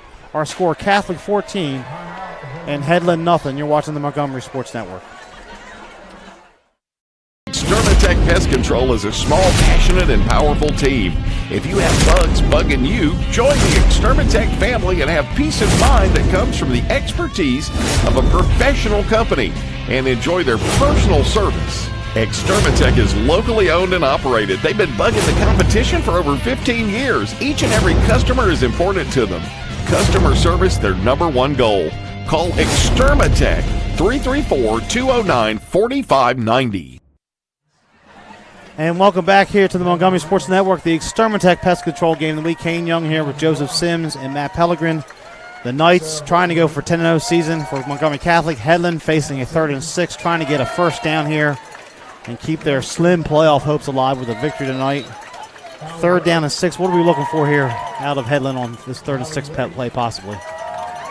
Well, if it's me, I put the ball in the air, actually. We've already mentioned that they're going to go for it. And we've seen them go a bubble screen. We've seen them try and complete a pass over the middle. And, of course, your quarterback's able to come back into the game now daily. But I actually think it should be Danzy throwing the pass here. I think he has the stronger arm. And I don't think Catholic's prepared for a pass in this situation. I think they're thinking run all the way. And it's 4-down territory. They're actually putting the wide receivers' trips to the shallow side of the field, the wide side of the field. They just have one receiver. Now Galloway will shift. Simple out. Option to the right. Danzy keeps it, cuts it back across midfield. He's going to get 3 on the play. Maybe 4. It's going to bring up 4th and very short for the Rams. So in an ideal situation, you're going to make this 4th down, and then you want to score with as least amount of time on the clock as possible and do not give that Catholic offense a chance to score. 4th and a long 2. They got to get to the 45 of Catholic. Under 3 to play till halftime. And if I were them, I'd look to run to the wide side of the field. They ran to the narrow side of the field that time, and Galloway will go in motion one more time. They gave it to the up back. There's a flag. Actually, Daly gets the carry. That flag came out very quick. In the area of offensive holding. I don't know how you can have holding when the ball was being snapped, but they call it anyway. And no doubt Catholic will take that penalty. Well, like you said, that flag came out just about as soon as the ball was snapped. You have to almost wonder if they had the play before, and they were warned about it, and they say, hey, he's doing the same thing again, let's throw it. March it back. Now the equation changes. It's 4th down and 12. Yeah, and at this point, I still say 4 down territory. Looks like Headland saying the same thing, trust your defense. You've got down 14-0. We said it was do or die or do or do not, and they are doing right now. Putting it on their team, and actually, nope. It looks like Hughes is going to come out to punt for the Rams. Catholic going to keep the defense punt safe on there. They'll drop Downs back. And at this point, Coach Raines is saying, I'm going to punt it, and I'm willing to go into halftime 14-0. Downs catches it in the air. He's going to try the left sideline. Races over there towards the 40. Ooh, driven out of bounds well into the side over there. No flag. Gets to the 42, though. Yeah, 35-yard punt for Hughes. Much better than his first. Not quite as good as his second. And Montgomery Catholic will take over at their own 42. They've got a great opportunity to score before halftime, and then they get the ball coming into the third quarter. So they could potentially, with 2 scores back-to-back, could go up 28-0. And they probably need about 35 yards to get in field goal range for Papanastis on this 1st and 10. Wind is blowing left to right in Montgomery's favor. Option near side. Pitches it to Gibson. Gibson trying to get outside, and a nice job by the Headland defense. Number 21, Zachary Lawrence, stretched it out and made the tackle for the Rams. And I love to see that from Christian Ivey. He pitched, and then he hustled all the way up to give a block to Gibson. Love to see that from your players. Catholic has 2 timeouts remaining. We're under 2 to halftime.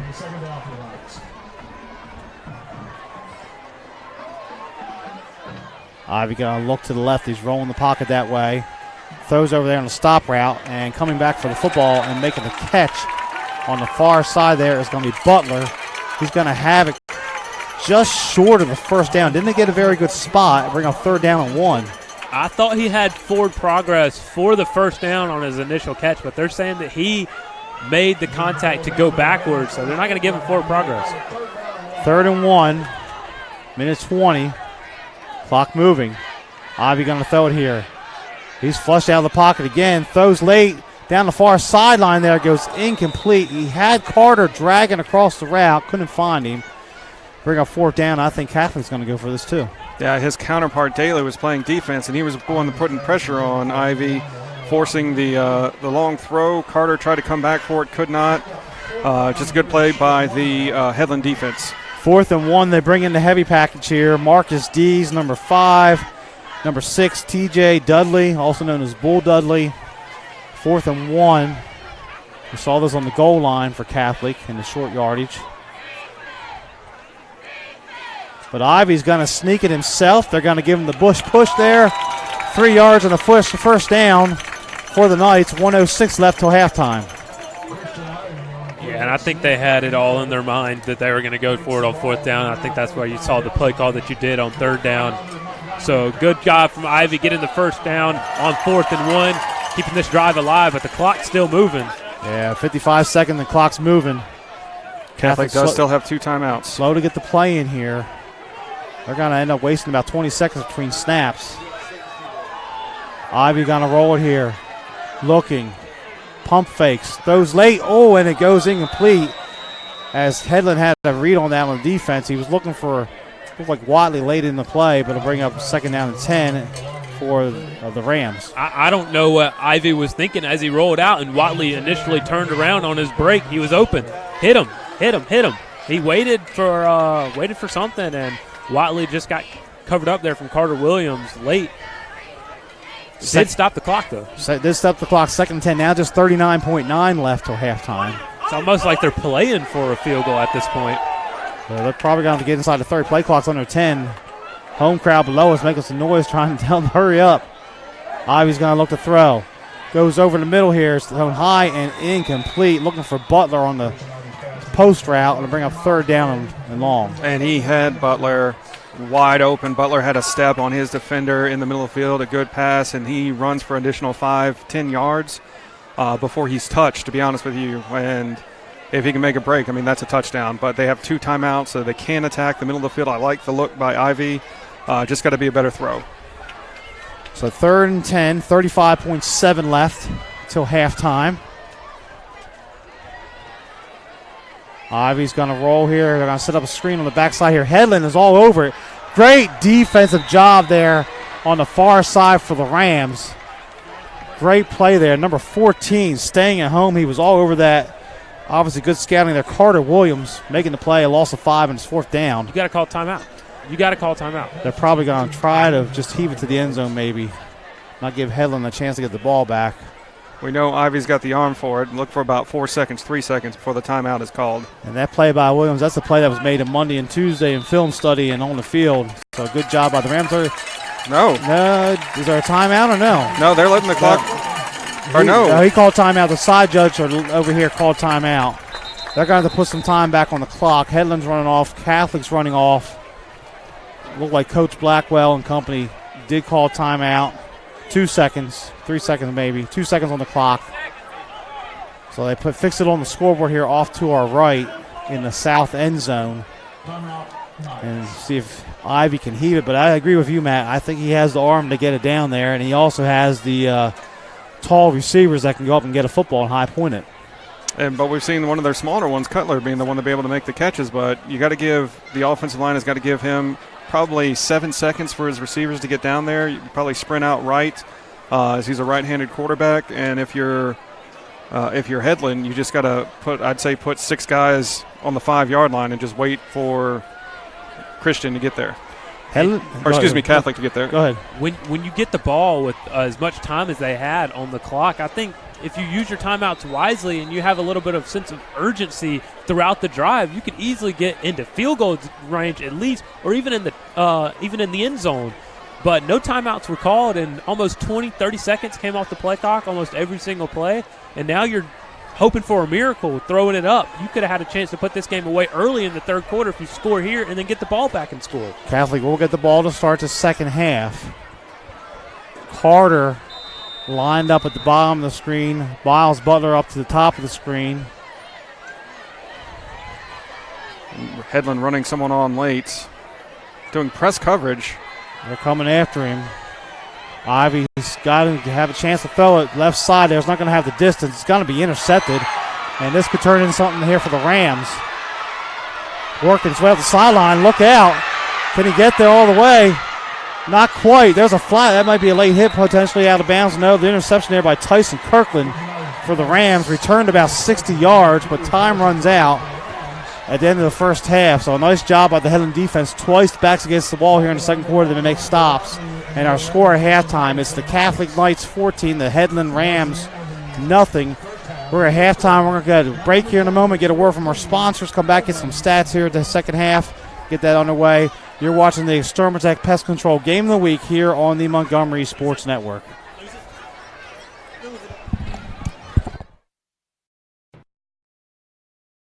Mid-State Burglar Bars and Ironworks Incorporated is a locally owned and operated business in Montgomery, Alabama. And we've been in business since 1985 and served Montgomery and the surrounding counties with burglar bars, ironworks. Our philosophy is being honest, dependable, and treating each customer with respect and selling a quality product at a fair price. If you need burglar bars or ironwork of any kind, call Mid-State Burglar Bars and Ironworks, Montgomery. Extermatech Pest Control is a small, passionate, and powerful team. If you have bugs bugging you, join the Extermatech family and have peace of mind that comes from the expertise of a professional company and enjoy their personal service. Extermatech is locally owned and operated. They've been bugging the competition for over 15 years. Each and every customer is important to them. Customer service, their number one goal.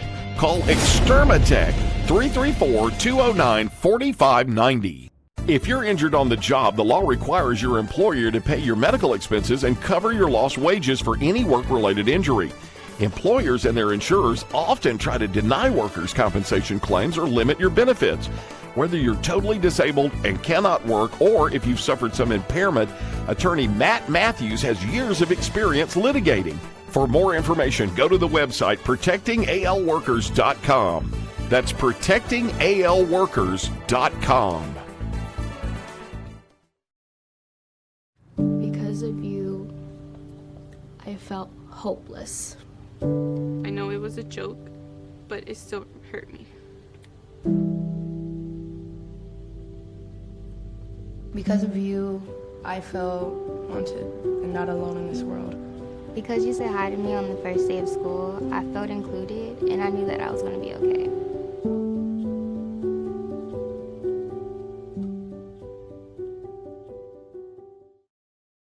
I had a dream, a beautiful dream. I couldn't believe how real it seemed. Up on stage, in a field of green, on the winding river, and a song you'll sing. When I wake up, I'll see you here in Montgomery, where dreams come true. It was 1917. Charlie Chaplin appeared as the Little Tramp, Walt Disney graduated from high school, and Woodrow Wilson was reelected president. And in Montgomery, Chris's sold their very first hot dog. Move forward to the 1950s. Hank Williams was hanging out at Chris's. Up through the 70s and 80s, many stars and politicians discovered Montgomery's little secret. Jump ahead to the new millennium. Riverwalk Stadium, the alleyway, and the new downtown. It's now 100 years later, and Chris's is still serving their world-famous hot dogs at 138 Dexter Avenue. How long has it been since you've tasted the city's most famous hot dog? Make Chris's part of your family history. Still family-owned and operated, Chris's makes every hot dog and hamburger to order. Take Chris's to your next party or event. Call-in orders are welcome. Online at chrishotdogs.com and on Facebook. Chris's Famous Hot Dogs. Taste the tradition. Hi. You think you're probably sober? Yeah. But you're thinking about taking the back roads home just in case. Why would you do that? Probably okay isn't okay. Call a cab, a car, or a friend. Good choice.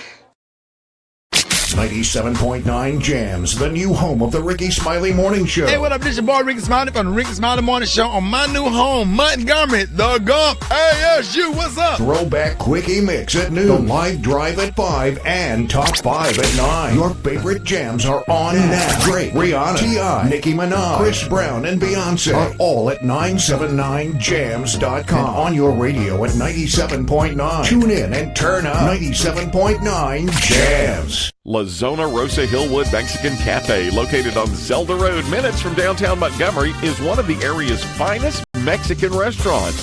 From our great lunch selection and value to our tablecloth and candle evening atmosphere for dinner, La Zona Rosa has something to offer all connoisseurs of fine Mexican dining. Come on down today and enjoy some great Mexican. La Zona Rosa Hillwood Mexican Cafe on Zelda Road, minutes from downtown.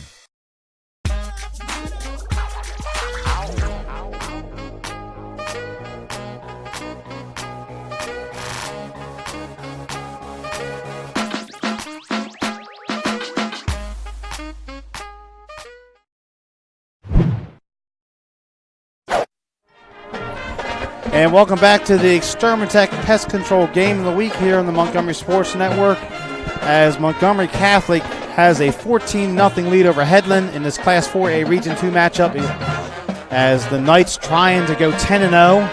Got the 2 scores on the first 2 possessions, and then the Rams made a couple defensive stands here to keep it at the 14-0 score here in the first half.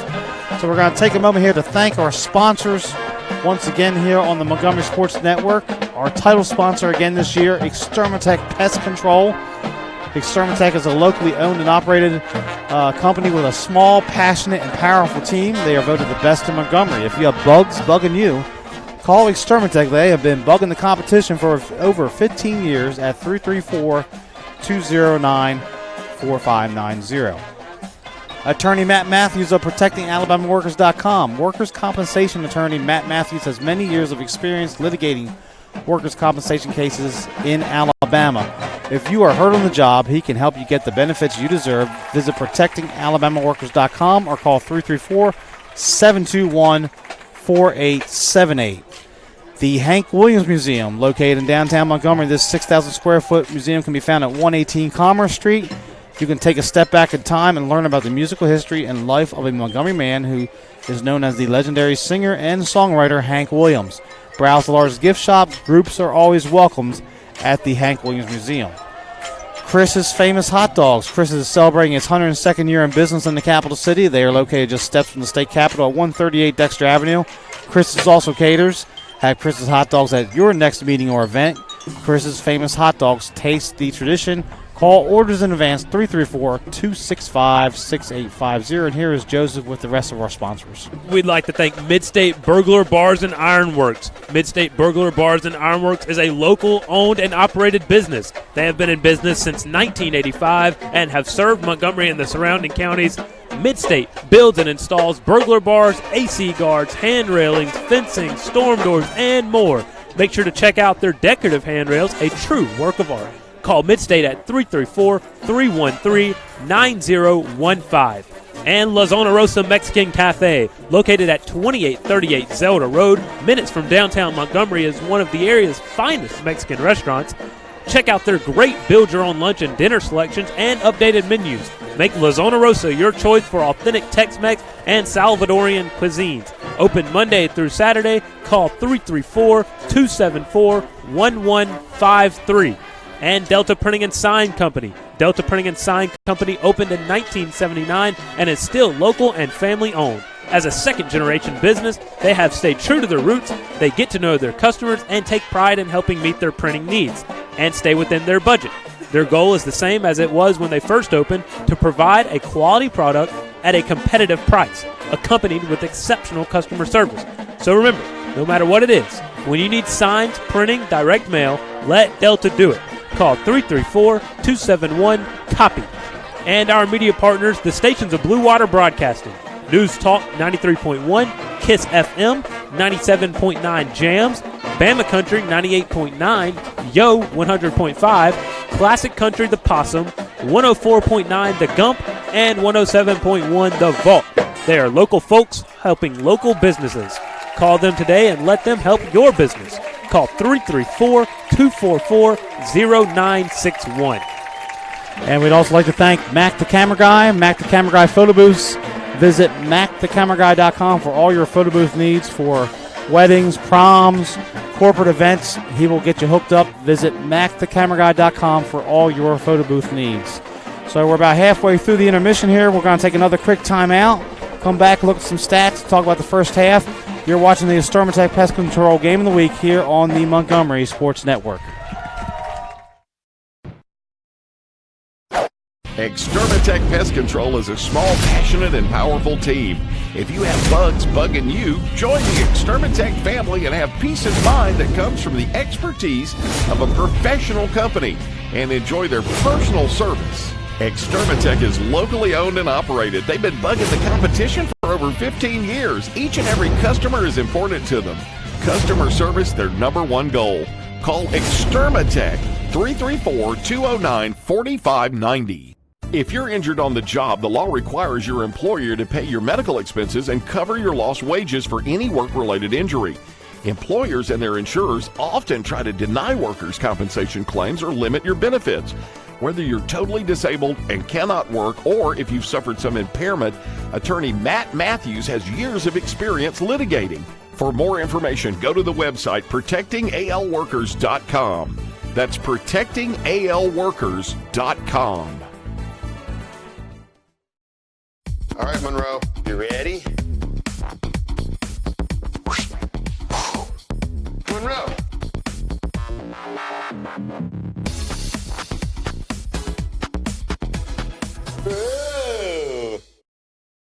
It was 1917. Charlie Chaplin appeared as the Little Tramp, Walt Disney graduated from high school, and Woodrow Wilson was reelected president.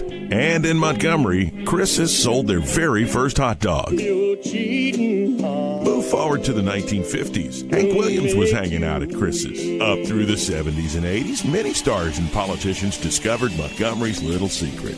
Jump ahead to the new millennium, Riverwalk Stadium, the alleyway, and the new downtown. It's now 100 years later, and Chris's is still serving their world-famous hot dogs at 138 Dexter Avenue. How long has it been since you've tasted the city's most famous hot dog? Make Chris's part of your family history. Still family-owned and operated, Chris's makes every hot dog and hamburger to order. Take Chris's to your next party or event. Call-in orders are welcome. Online at chrishotdogs.com and on Facebook. Chris's Famous Hot Dogs. Taste the tradition. I'm heading out, man. You want to ride? No, I got my car, but I actually really need to go to the bathroom.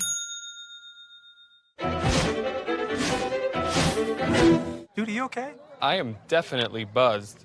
Yeah. I think I will take this, and I will take that ride home. 97.9 Jams, the new home of the Ricky Smiley Morning Show. Hey, what up? This your boy Ricky Smiley from the Ricky Smiley Morning Show on my new home, Montgomery, the Gump. ASU, what's up? Throwback Quickie Mix at noon, the live drive at 5, and top 5 at 9. Your favorite jams are on now. Drake, Rihanna, T.I., Nicki Minaj, Chris Brown, and Beyonce are all at 979jams.com. And on your radio at 97.9. Tune in and turn up 97.9 Jams. La Zona Rosa Hillwood Mexican Cafe, located on Zelda Road, minutes from downtown Montgomery, is one of the area's finest Mexican restaurants. From our great lunch selection and value to our tablecloth and candle evening atmosphere for dinner, La Zona Rosa has something to offer all connoisseurs of fine Mexican dining. Come on down today and enjoy some great Mexican. La Zona Rosa Hillwood Mexican Cafe on Zelda Road, minutes from downtown. If you're injured on the job, the law requires your employer to pay your medical expenses and cover your lost wages for any work-related injury. Employers and their insurers often try to deny workers' compensation claims or limit your benefits. Whether you're totally disabled and cannot work, or if you've suffered some impairment, attorney Matt Matthews has years of experience litigating. For more information, go to the website protectingalworkers.com. That's protectingalworkers.com.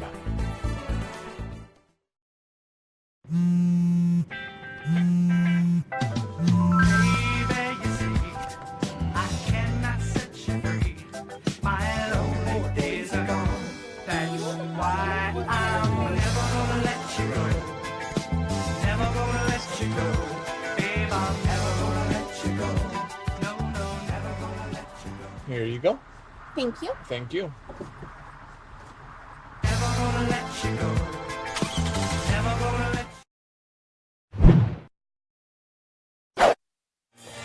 And welcome back to East Montgomery, where the Catholic Knights lead it over Headland 14-0 here on the Extermatech Pest Control Game of the Week. Good first half for the Knights. We saw the offense on display here. My name's Kane Young here with Joseph Sims and Matt Pellegrin. Joseph and Matt, we saw the offense on display here. Wide open for Catholic. Had a lot of good pass and run game on the first couple possessions. And then Headland's defense had his back against the wall 2 times there in the second quarter. They were able to make stands to stay in this ball game. Yeah, great effort by Headland's defense, especially on that one short field. The punting game has not been there for Headland, but the passing game has been almost non-existent. 8 yards passing. The quarterbacks, Daly and basically Danzy, have combined for 3 or 4 for 8 yards. Rushing 74 yards, rushing most of it by Danzy. He has 10 carries for 40 yards, and has been the majority of the offense for Headland. Just needs someone else to step up for the Rams. Also running the ball is Daly. Daly is 15 yards on 5 carries, and Saylor has 15 yards on 2 carries for the Headland Rams. A total of 82 yards for the Headland Rams. A little bit different story on the Montgomery Catholic side. Ivy is 5 of 9 for 108 yards. He actually lost yardage because he threw a screen pass behind the yard of scrimmage. He was at 113, lost 5 yards on his last completion, but he has 108 rushing yards. Gibson, Headland has done a great job of containing Gibson. He's got 6 carries for 6 yards, only 20 yards rushing for Montgomery Catholic. Receiving is a much different story, however. Butler, 1 catch for 8 yards. Carter, 2 catches for 86 yards and a touchdown. 19-yard catch by Gibson. And Watley, unfortunately, had that negative 5-yard catch. That goes against his stats. But Watley, with a couple of big rushes, he has 4 rushes for 9 yards. And Montgomery Catholic leads 14-0. Probably should be a little bit more. Had a couple of missed opportunities. Headland's defense stepping up. Had the missed opportunity with the short field, and then had the missed opportunity at the end of the half. You have 2 minutes, 21 seconds left on the clock. You're at your own 48-yard line, and just Headland's defense stands up. Montgomery Catholic could not complete a pass over the middle. They tried to hit Butler on a post route, on a flag route, and it just looked kind of discombobulated. They had 56 seconds left. They still had plenty of time with 2 timeouts to make an attack, and they seem to want to wait for like a Hail Mary at the end. I know we're at Montgomery Catholic, but you don't always have to wait for the Hail Mary. Yeah, and I'm glad that you mentioned that they kind of stayed stagnant there on their last drive. You're up 14. Of course, you do have the 14-0 lead, but that does not mean that you don't need to stay aggressive. And you mentioned 2:20 on the clock. You're right at midfield. You got 2 timeouts, and you go into halftime without calling 1 timeout and having a desperation Hail Mary throw at the very end. And even at that, the Headland defense, again, you said, which is very true, they had a very good, strong defense there in the second quarter, not so much in the first quarter, allowing 14 points. But they had an opportunity to score on the last play of the first half as number 2 there had Tyler Kirkland had the pick, and I was waiting for him to lateral it. I was looking for the lateral and maybe have a desperation shot at the end zone, but it seems like they're going to have to score on defense because their offense just moves the ball and then gets stagnant every time they get it. And I did like what Headland did on that last play on the Hail Mary drive. You don't see it a lot. They put 4 guys back at about the 5-yard line. There were 3 wide receivers, and they jammed each one of the wide receivers to disrupt the timing by Ivy. Ivy was pressured up the middle. I think they only rushed 2, but the pressure got there. Ivy scrambles out to his left, throws the long pick to Kirkland. Kirkland does a fantastic job of running it back, almost takes it all the way. He caught it about the 5-yard line, got knocked out about the 25-yard line. So 70-yard return on that interception, just not quite long enough. And, that might be a spark that Headland needs coming into this half. So we got the turnover. We're going to have to go back on defense. Their defense gets a 15, 20-minute break and gets to sit and get off their feet for a little bit. And then they'll come out and have to face the offense again. And we mentioned that if Montgomery Catholic could score on that one of those 2 drives that they had, either in plus territory or on the last drive of the half, they could conceivably kind of break the hearts of Headland. Now Headland says, all right, we withstood 2 solid quarters. They basically had 2 big plays that set up the points, and we're still in this game. So they're going to see a lot more fight out of Headland, I think, coming into this second half. And if Headland gets a stop on this first series by Montgomery Catholic, they're right back in it if they can get some positive yardage. And this, like we said earlier at the beginning of the broadcast, Catholic is not used to being 9-0 this late in the season. This is new territory for them, and I just think this is going to be a learning experience for Coach Blackwell. You've got to stay aggressive, even when you have a lead, because that lead can disappear at any moment. Yeah, how do you handle prosperity?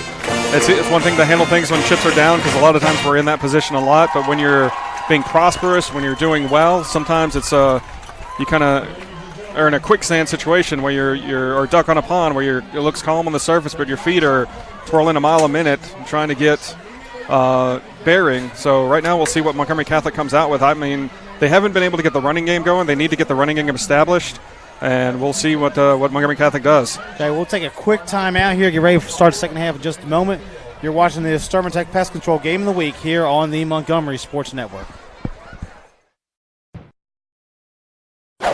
Extermatech Pest Control is a small, passionate, and powerful team. If you have bugs bugging you, join the Extermatech family and have peace of mind that comes from the expertise of a professional company, and enjoy their personal service. Extermatech is locally owned and operated. They've been bugging the competition for over 15 years. Each and every customer is important to them. Customer service, their #1 goal. Call Extermatech 334-209-4590. All right, Monroe, you ready?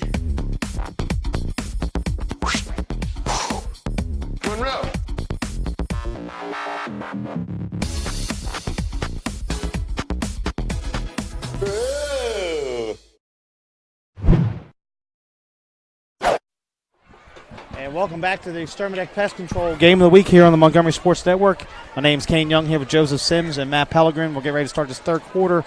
Catholic trying to go 10-0 for the first time in 40 years. It's been a remarkable turnaround here for the Knights under Coach Blackwell. Just to give you some perspective about the history, Catholic, several state championships in other sports, especially in boys basketball.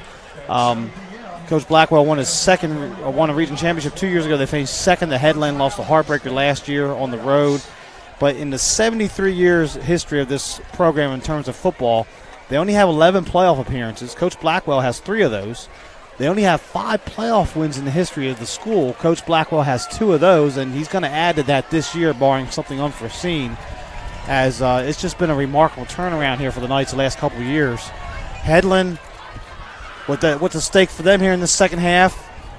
They need a win if they want to consider getting in the playoffs. They're going to need help tomorrow night, and they may get that. You never know. They got some last week when Alabama Christian lost to Booker T. Washington.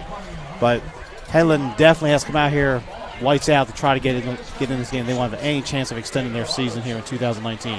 Yeah, they're going to need that defensive momentum that they gained in the second quarter to continue into this third quarter. And I mentioned that they're going to come out on defense to start off the third quarter, and I said earlier that they might need a score on defense to spark this. Their offense just a little stagnant at this point in the game. And because they're only down 14, they will still be able to run their offense. They'll still be able to run ball control option offense with Daly and Danzy doing the majority of the running, also tossing to Melton and Saylor coming out of the backfield. It's just going to be a matter of what they can do to stop Montgomery Catholic on this opening drive. And that's a good point. They huddle up. They take their time. They're not in a hurry up like some teams we see, or the no huddle. We haven't seen that to this point for the Rams. There's still an opportunity here. If they can get a stop, free and out, turnover, put something on the board here, put some game pressure back on the Knights. Coach Blackwell and company trying to extend that lead here in this first drive. We've seen the passing game being very effective. Ivy's hit those guys in stride down the sidelines a couple times here. He's had some crossing routes to open. Headland's done a good job, though, really against the ops. They've done a nice job striking it out on defense. Yeah, it's been go routes that have beaten them. They had one pass across the middle that was caught, but the go routes by Carter is what has done the most damage. And they had a go route by Butler, the first big opportunity of the contest that Butler just watched go through his hands. And it could be 21-0 because he was gone if he catches that ball. Yeah, and I like the defensive adjustment that they made in the second quarter. Melton, their quarterback on the outside, been playing man-on-man with all the receivers, and it's been one-on-one opportunities. But there in the second quarter, they switched Tyson Kirkland to kind of shadow Melton, give him some help over the top, and it really limited those big plays. So Headland will kick it off here to start this third quarter. And Kirkland's going to kick it off for the Rams. Back deep is Carter and Watley. Kirkland kicks this one short, though, and it's going to be recovered over there on the far side for the Knights, falling on the football. Get that young man's name. I think it's Burt. 34 it is, Jack Burt, the defensive linebacker for the Knights. So first and 10 at the 30 for the Knights here to start this third quarter. And really, if that ball goes out of bounds, it comes out to the 35. So he kicks it. It's kind of a short kick. If you know it's going there, it's real easy to cover. Less chance of a big run back unless they get a chance to kick off again. Montgomery Catholic may put an up man to try to sneak him on like a returner at about the 30-yard line. But let's see what Catholic can do. Option to hand off to the full up back. Not much happening there on the left side of the line as Watley carries it for maybe a yard, and that's it. It's been tough sledding for the running game, as Matt said at halftime with the stats, especially in the interior. And Headland's linebackers have been flowing. The ends have been stretching it out. They've only been burnt in the secondary a couple times. 2nd and 9, though, here. We just get this third quarter underway. Yeah, Watley, 5 carries, 9 yards now. No gain on that. 20 yards rushing given up by Headland in this half. That's one positive that the coach can take home with him. Ivy going to put it up in the air. He's under heavy pressure again. Throws back here near side. A nice catch away from the body by Morris Carmichael. Picks up a couple yards, gets something out of that. Maybe about 3, and it's going to be third down and about 6 here for the Knights. And it's interesting that they only have 20 yards rushing, like you just said, and they and the Headland defense continues to play man-on-man on the outside. You might want to look for two deep safeties. If the passing game is continuously beating you and they're getting beat downfield, you know you can contain the run. Now can you contain the pass? You're going to have to mix up your coverages. It looks pretty basic at this point. 3rd and 6. Carter comes out here to the near side on the formation. Butler up to the left. Ivy got to look to put it in the air. Coming here to the right. He has Carter wide open on the stop route across the 40, first down. Makes a move across the midfield. Nice job in the open field by D.J. Carter. Spun out of bounds at the 43-yard line into Headland territory, and a first down for Montgomery Catholic.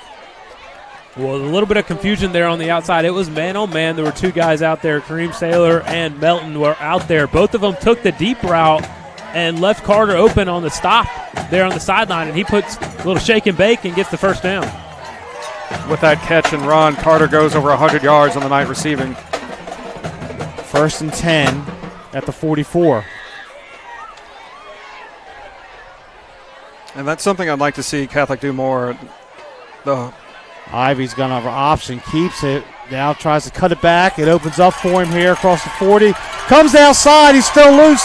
30, 20 down the sideline. Stiff arm. Runs out of bounds near the 10-yard line. Ivy making something out of nothing there that time for the Knights. Daly pushed him out, his QB counterpart, and he thought about cutting back inside it. If he just trusts his speed and just continues pedal to the metal, I think he might beat Daly in that foot race. But great run from Ivy, not giving up on the play and being able to cut back and find the open space. So 1st and 10 at the 12. 32-yard gain on that play. They come out with Gibson offset to the left this time. Gibson gets it, tries the right side, gets the corner inside the 10, tiptoes his way out of bounds down near the 6. So a nice first down run for the senior running back for Catholic. Looks like the heavy package is going to come in here on the goal line. We'll see what damage they can do as Marcus Dees and company comes onto the field. And coming into the game, Gibson needed 35 yards to get to 1,000 for the night. Still a little under that at this point. And that's just a good job of Headland, but that was that gain was 7 yards. That is his longest run of the night, but that also eclipsed his total yards of the night. He had 6 yards before that carry. Now he has 13, so he more than doubled his output on that run. 2nd and 3 from the 5, they mark it. Gibson gets it left side. He's straight up the middle. He's in for the touchdown, his second of the night. And Catholic has seized complete control here. They're up 20-0. And as they get this touchdown on the opening drive of the third quarter, you just continue to go back to that last drive of the second quarter. If they had played it a little different, could it be 28-0 at this point? I think Coach Blackwell will take the points if he could guarantee to get it. But like I said, it was a missed opportunity, but it's a new half, new start. And Montgomery Catholic capitalizes, and now Ivy will hold for the extra point attempt. Papanas is on, 2 for 2 so far this evening. And make it 3 for 3. 9:03 left, third quarter. It's Catholic 21, Headland nothing. You're watching the Extermatech Pest Control Game of the Week. Extermatech Pest Control is a small, passionate, and powerful team. If you have bugs bugging you, join the Extermatech family and have peace of mind that comes from the expertise of a professional company and enjoy their personal service. Extermatech is locally owned and operated. They've been bugging the competition for over 15 years. Each and every customer is important to them. Customer service, their #1 goal. Call Extermatech 334-209-4590. And welcome back to the Montgomery Sports Network Thursday night lights here this evening, as this game was moved from Friday due to some potential rainy weather tomorrow across the state. Over 100 games moved to Thursday night this week, as Catholic trying to go 10-0. Right now they're 21 minutes and 3 seconds away from that, achieving that goal with a 21-0 lead over Headland. And a great opening drive for Catholic here to start the third quarter. A couple of big plays to Carter, a big run by Ivy, and then Gibson finishing off, getting the final 12 yards into the end zone. He's now at 18, needs just 17 for 1,000 on the season. Danzy back deep to receive for the Rams. Papanassus pooches this one, and a good job by the up back there to make the catch. The man who had the interception at the end of the first half, Tyson Kirkland, gets what he can out to near the 40. Yeah, about a 4-yard return by Kirkland, heads-up play, because that was one of those where It looked like it was going to go out of bounds, but if it stops, it's a live ball, and Montgomery Catholic could jump on it. Looks like they're going to give them the 40-yard line. Best field position of the night here for the Rams to this point. Most of the drives have been inside the 30, 25, 20-yard line on some touchbacks. So we'll see if the Rams can get something going here in offense with any adjustments they made here at halftime. Been mostly all on the ground, not much through the air, as Daly and Danzy have been alternating from that quarterback position. Looks like Daly's going to take the snap here. He does. He bumps into Daly on the handoff, and Danzy's going to be stopped for a loss in the play back behind the line by the Catholic defense. Yeah, a little miscommunication there between Daly and Danzy. Danzy looked like he wanted the football, and Daly kept it and just messed up the whole timing of the play. Hobson on that stop for a loss of 1. Going to be 2nd down and 11 for the Ram offense. And they'll huddle up. Clock moves under 8.5 left in this third quarter.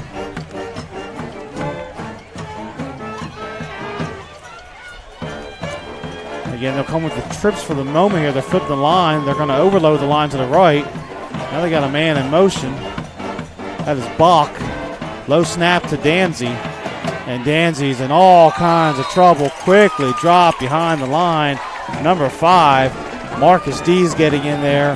Bring up 3rd down and long. And that bad snap really broke up that play from the very beginning. Danzy really didn't have a chance as someone was on him as soon as he was able to get control of the ball. And 3rd and 5, 3rd and 15 is not the neighborhood the Rams want to be living in. And they've only completed 1 pass to this point.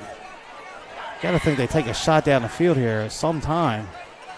You maybe look for a bubble screen here because they have shown that they do not really want to throw the ball up the middle or throw the ball up the field. They are going 5 wide, however. Danzy gets the snap. He's going to look to chuck it up. He is going deep on the far side over there. Hasn't made some contact. That's going to be interference. So it works out for the Rams. They take the shot. There's contact out there holding, so it's going to be a pass interference and holding against Catholic, and a big play there, a big break for the Rams. Yeah, they were going for Kareem Saylor, and that's going to be the biggest play of the night for the Rams. It was rightfully called there. Jalen Thomas just never got his head turned around, and with contact with the ball in the air, it's going to be called every time. So Headland coming out a little bit lucky there, just throwing it up and hoping kind of for the pass interference. So. And actually, if Thomas does not interfere, if Saylor can get to that ball, it was a good pass by Danzy. That could have been a big play. If I'm Thomas, I'm almost make sure that Saylor can catch it before I interfere like that. So they're going to mark that off out the midfield. It'll be a 1st down for the Rams. They have several 1st downs tonight. Had about 4 in the opening drive before the holding penalty slowed them down. So 15 yards. They mark it off against Catholic. 1st and 10 ball resting right at midfield for Headland. But they took the shot, got something positive out of it. Daly back at quarterback. Danzy gets a handoff, works his way. Positive yardage, nice run to push the pile forward. He's close to another 1st down with some help from his offensive line. What a strong run from Danzy there. He has been the whole offense for this Headland team as he has thrown the ball, he has run the ball, and he's actually caught the ball, I think, has he? He has not. He's been thrown to. He has not caught it yet. Oh, well, he was targeted. So 1st down. They're going to give it to him 10 yards. Under 7 to play in this 3rd quarter. As Headland moves back into Catholic territory for the 3rd time tonight. They get in the eye this time. They give it to the fullback, Galloway. Gets a couple positive yards on 1st down. Nothing wrong with that. 2 yards on 1st down to the fullback. Bringing up 2nd and 8. It's the first time we've called Galloway's number here in actually a few drives for the Headland offense. And, on that first drive, he was a really main part, giving it to him on the sweep. See if they go back to it and see if they can get some more success out of him.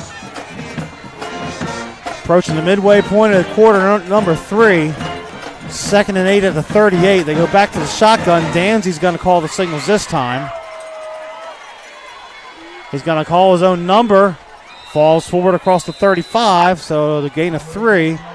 And bring up 3rd down and short. And obviously this is 4 down territory if the situation warrants it here for the Rams. And they're in prime position, where they want to be, just 3rd and short. They can run their offense. They don't have to put it in the air like they don't want to. Yeah, 3rd and 5, 4-down territory, obviously, for Headland. You just need positive yardage here. You need a good snap, and you need to fall forward. Danzy hands it off. Daly, right side, driving those legs. What a run. He's going to have that first down for the Rams inside the 30-yard line. And I really thought Danzy was going to keep and then run the option with Galloway, but he hands it to Daly, and Daly shows the power getting the first down. Does not warrant the 4th down, which is good for Coach Range. He doesn't have to call the play. I know that'd be nerve-wracking. It looked like Catholic was going for the strip instead of the tackle, and that allowed Daly to gain an extra 3 or 4 yards on that.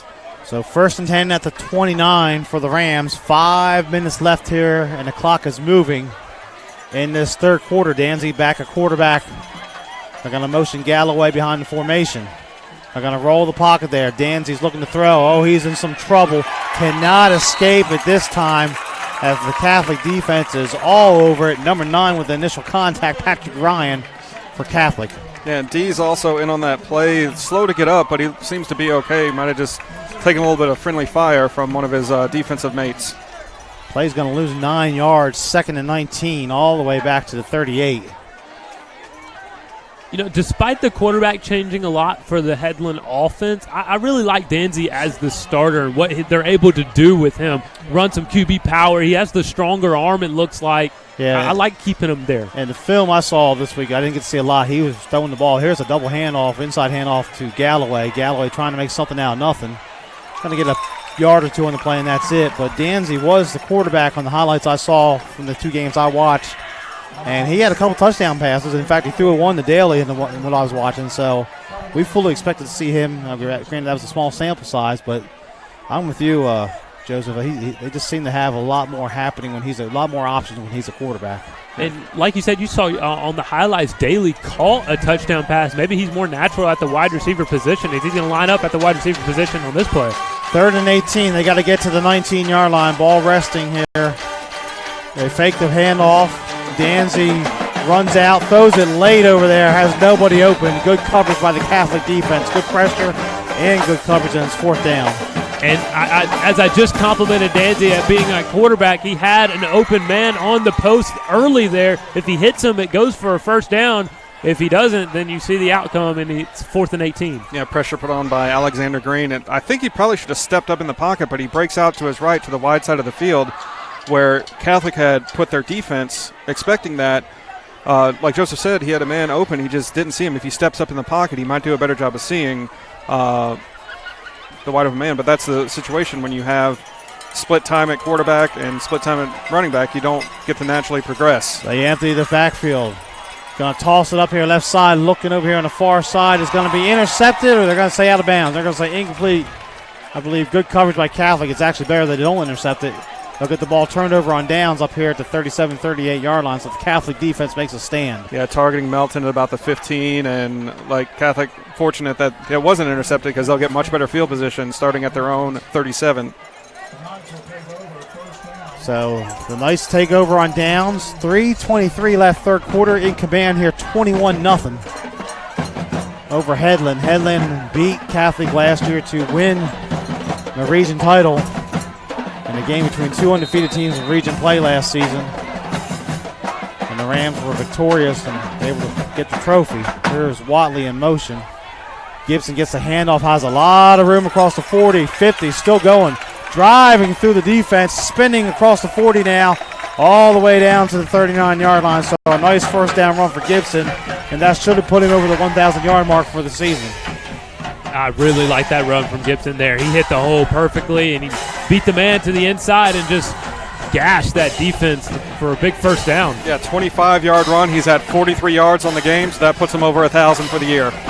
1st and 10 to 39. Watley again in motion. Gibson works the left side there, has some good blocking by that offensive line. Races towards the sideline, but maybe too good of blocking because the flag comes in behind the play. Yeah, it looked to be about a gain of 6. Blocking the back is a signal against the Knights. And that's unfortunate because Gibson was past the play where it happened, and then there's a push in the back, maybe on Ivy, as he was trying to help out his running back, but just did a little too much. Christian Ivey's been very active in the blocking game, and I love to see that from a quarterback. And a lot of the perspective of most people is that the quarterback doesn't want to get physical, but Christian Ivey is proving everyone wrong. He has been active in the blocking game, running the football. I love the way he's playing tonight. Going to mark this back across midfield. So it'll be first and about 22. And that's the issue. It would have been from further up, but it was in the backfield. The defender had gone after Ivey.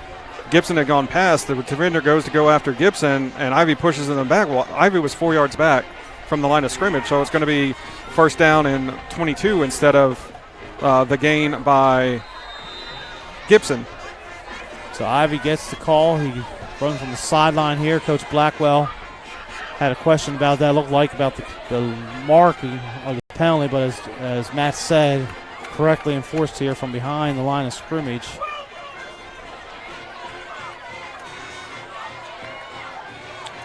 We'll go right back to Gibson again. Left side over left tackle.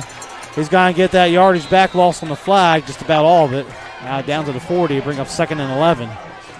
Gibson has had the hot hand here in the third quarter, really putting it on this defense, and why not just keep feeding them? They really like that orbit motion coming out of the backfield, and really it seems to be confusing the defense. And going back to the keys of the game, we said don't fall for the eye candy, and it looks like here in the third quarter the Headland defense is falling for the eye candy. So 2nd and 11 at the 40. They're going to motion again behind the line. Ivey's going to look to put this one up. Throwing on the far side over there. He's looking for Butler. Butler cannot make the grab. It goes incomplete. Some pretty good coverage over there by the Headland defense on the far side. In fact, it was Danzy, number 8, on the coverage for the Rams. Yeah, and I thought it was good coverage. Danzy got his head turned around, and there was some contact, and Butler had a shot at the football, but I like the call there from the referees just to let him hand fight a little bit. Yeah, it wasn't egregious. It was NFL, college, it might get called, but this is high school. This is Thursday night, and it was, I think, a good no call by the officials as well. Well, I've seen some Tennessee fans on Twitter complaining about the call, so yeah. I kid. But anyway, 3rd down and 11 from the 40. Might be 2-down situation here potentially. I think so. I think it's 4-down territory for Catholic. Too long for a field goal. The punt really doesn't give them that much better field position. Gibson gets the handoff, breaks one tackle. He has the first down. He's inside the 20. Still driving those legs before being dropped. Inside the 25, down to the 22. So 17 yards, 18 yards on a first down for the Knights. Yeah, what a strong run there from Gibson. I really like the way he's playing in this third quarter. He is being much more decisive in the third quarter and more than I lost my words. You get the feeling the wheel's been broken a little bit here for Headland defense. A lot of arm tackling out there right now, and Gibson's just having his way here in the second half. And they've been on the field a long time as well. Catholic's done a good job of sustaining drives. Option near side. Ivey keeps it, and it's going to be dropped there for a short gain. Tackled by number 21, Zachary Lawrence for Headland.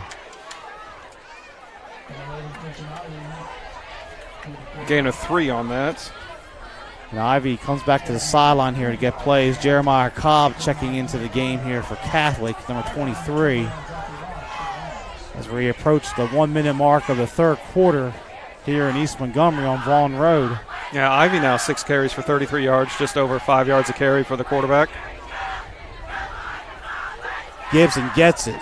Sidesteps one defender. Goes forward down close to the 15.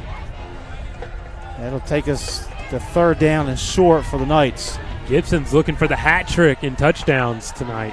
They're going no huddle. Headland making a substitution.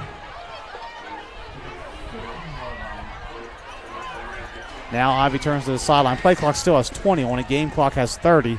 About a 10-second difference, so they will have to run and play unless they elect to take a timeout. Option to the left. Got Cobb out there. Ivey lowers his shoulder. He's going to have the first down. Kind of gets a push there from Cobb at the last second. Little speed push. He's down to the 10. It's going to be a 1st and goal situation for the Knights.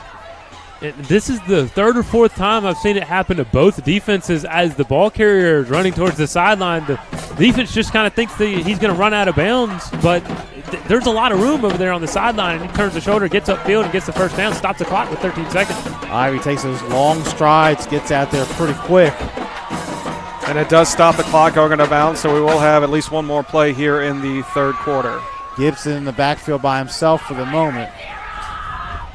I got a slant in over here, wide open if they want it.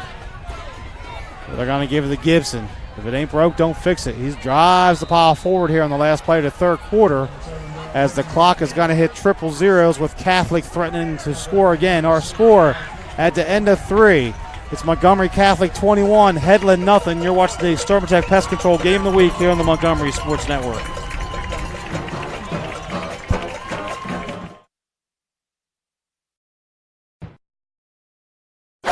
Extermatech Pest Control is a small, passionate, and powerful team.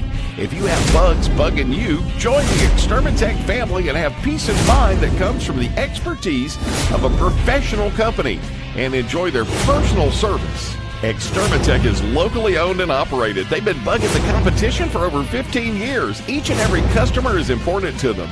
Customer service, their #1 goal. Call Extermatech 334-209-4590. All right, Monroe, you ready? Monroe.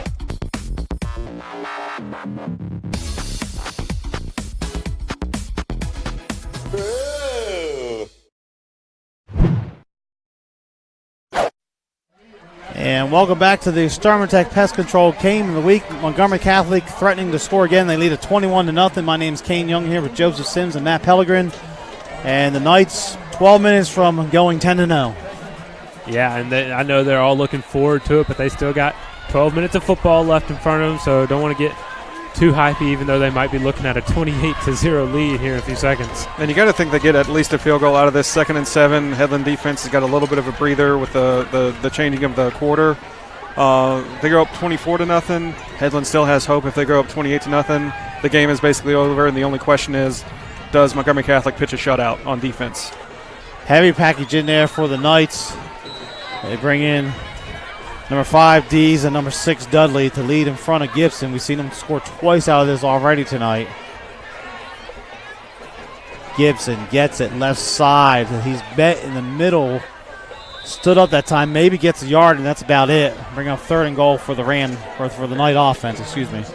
Yeah, I think you're just going to go right back to Gibson here. Even if you want to do it twice, 3rd, 4th down, just go right back to Gibson. It seems like it's working, and he had a shot at the end zone there, and the hole closed up pretty quickly.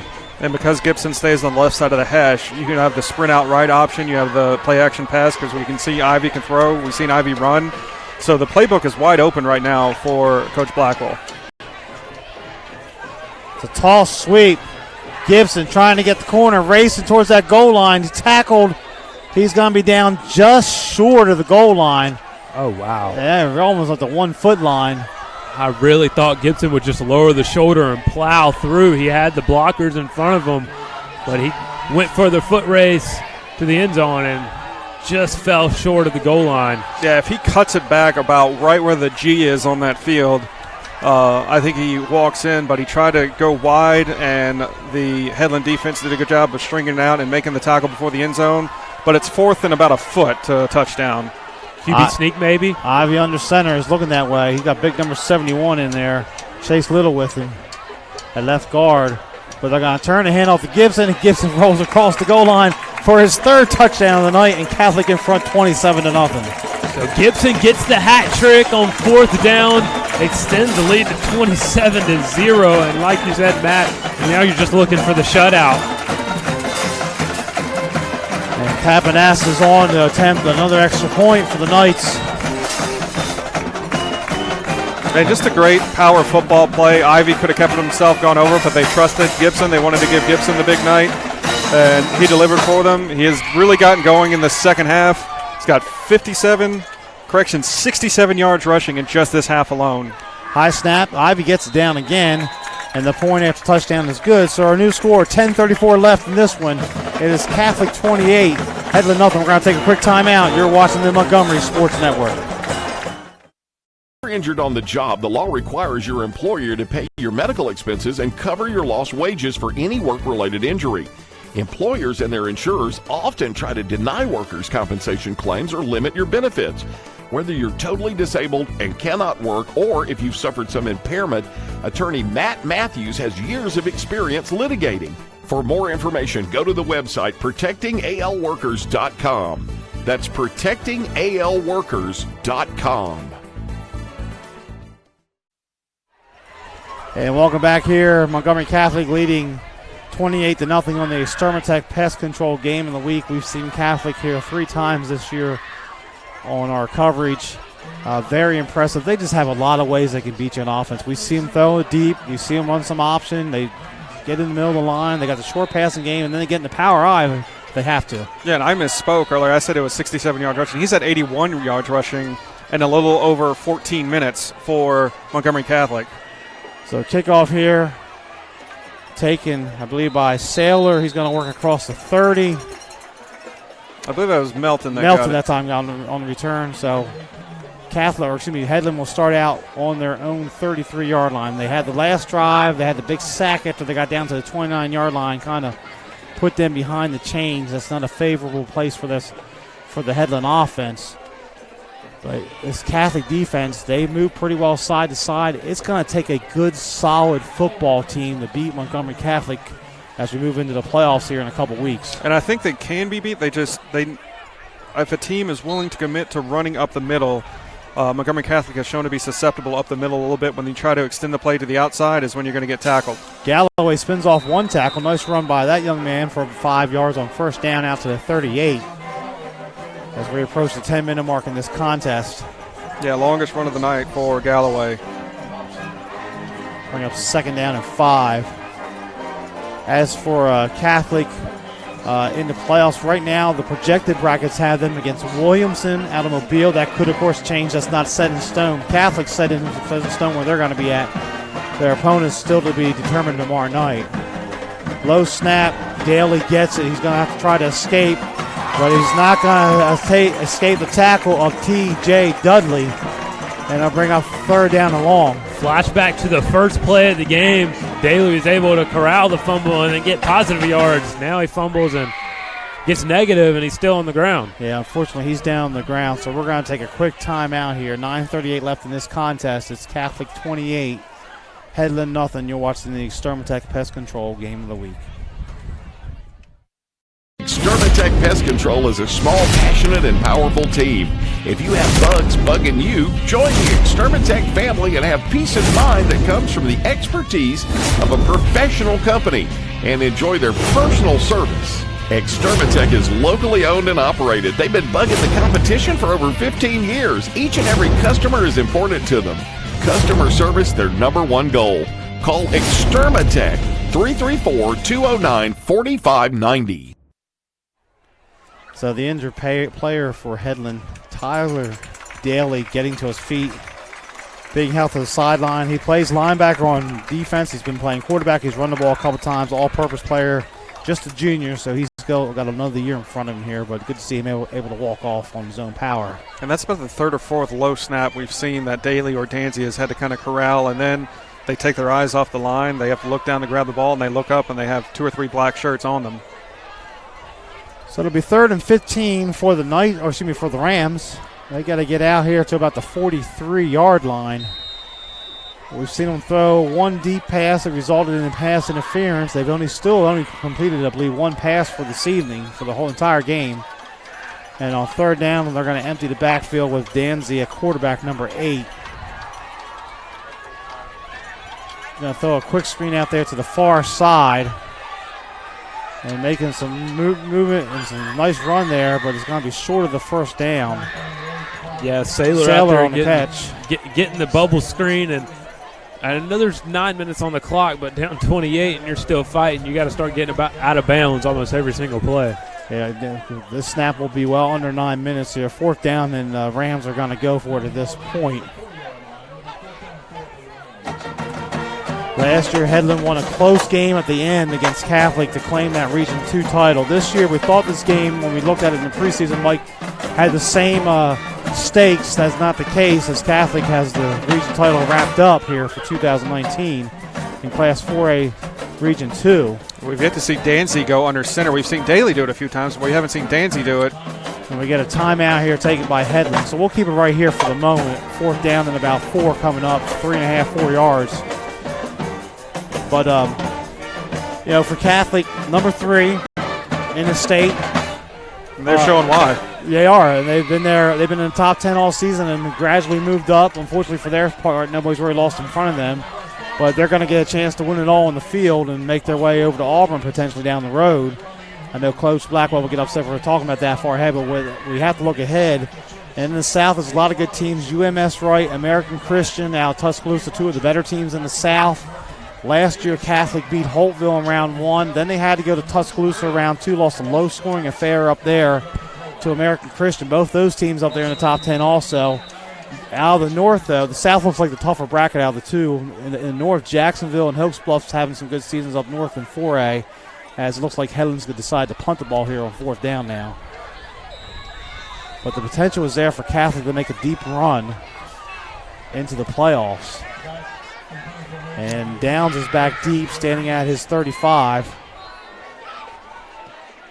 Hughes with the punt, much better this time. Going to get a nice roll. Cannot play it off the hop. If he goes behind him, it's going to roll dead. That's a good play. And the Knights will start out on their own 26-yard line with 8:28 remaining. Talk about this offensive line a little bit for Catholic. And they've taken over the second half. Michael Washington, Chase Little, Riley Swain, Michael Hodges, Colby Zaleski. They've been opening up some huge gaping holes here in the second half.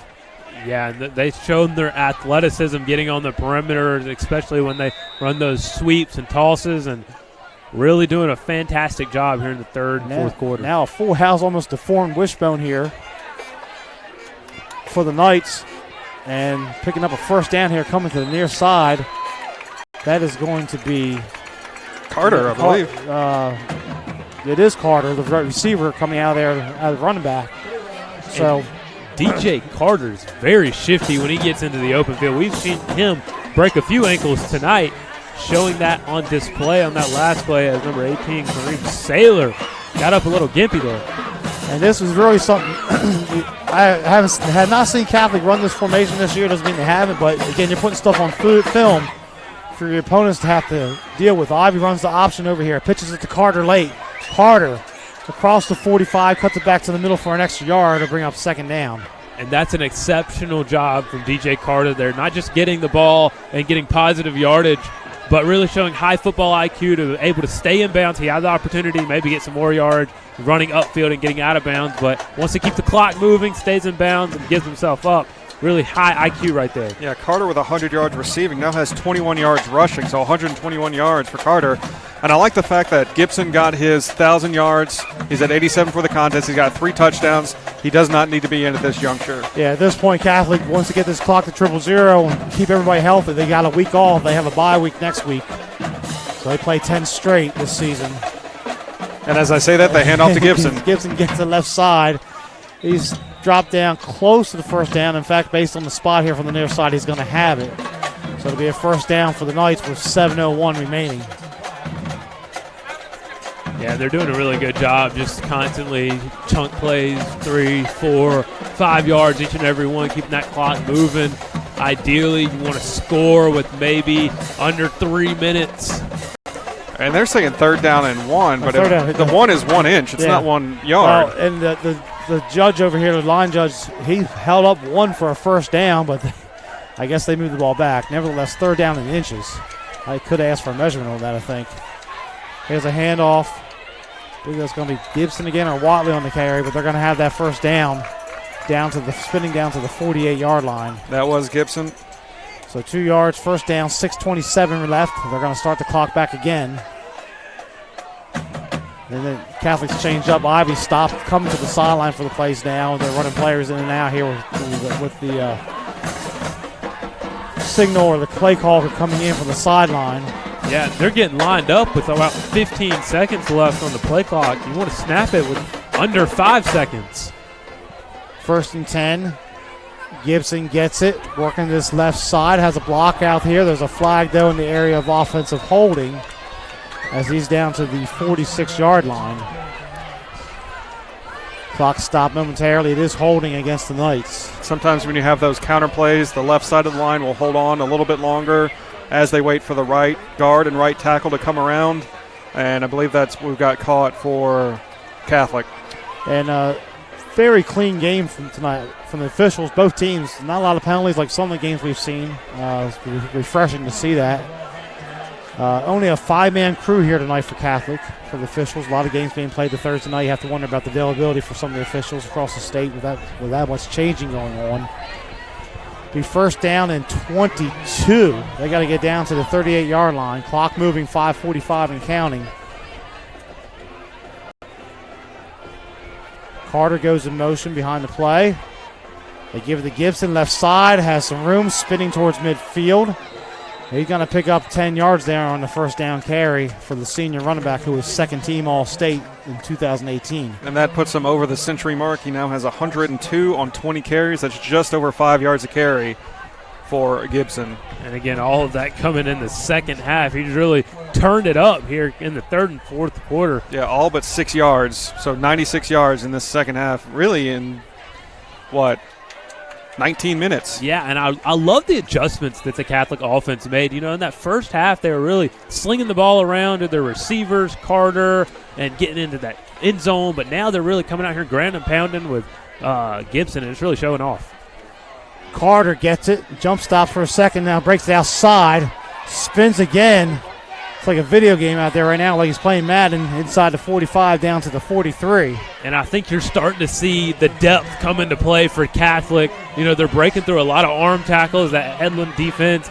You know, some of them playing offense and defense. They're getting really tired, and they're just running through those tacklers at this point, getting whatever they want. And I've yet to see Carter play running back in any of their games. This is only the third game I've seen Catholic do. I probably need to be paying closer attention. But also gives Carter reps at running back, which would be handy going forward. And this formation, you're putting it on film. Somebody else is going to have to prepare for it. Carter trying to break away out here this time. Dropped down that's nicely by number 2, Tyson Kirkland for Headland, who's had a pretty good game out there with the interception and a couple nice tackles on defense. We're under 4 to play now. And Catholic got the ball about 8 minutes, a little over 8 minutes now. It's down to 3:51 and counting.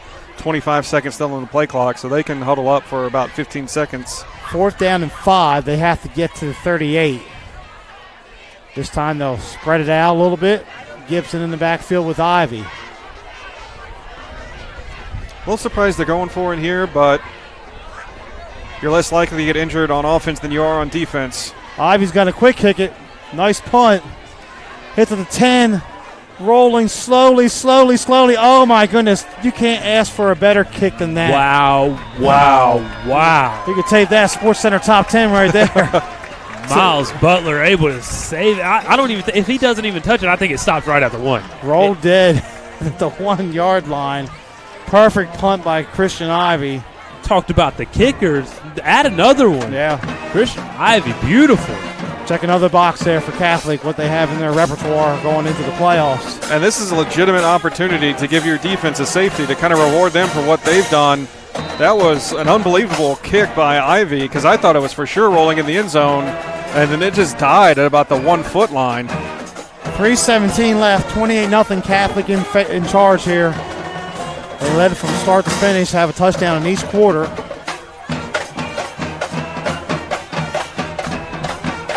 Danzy's a quarterback.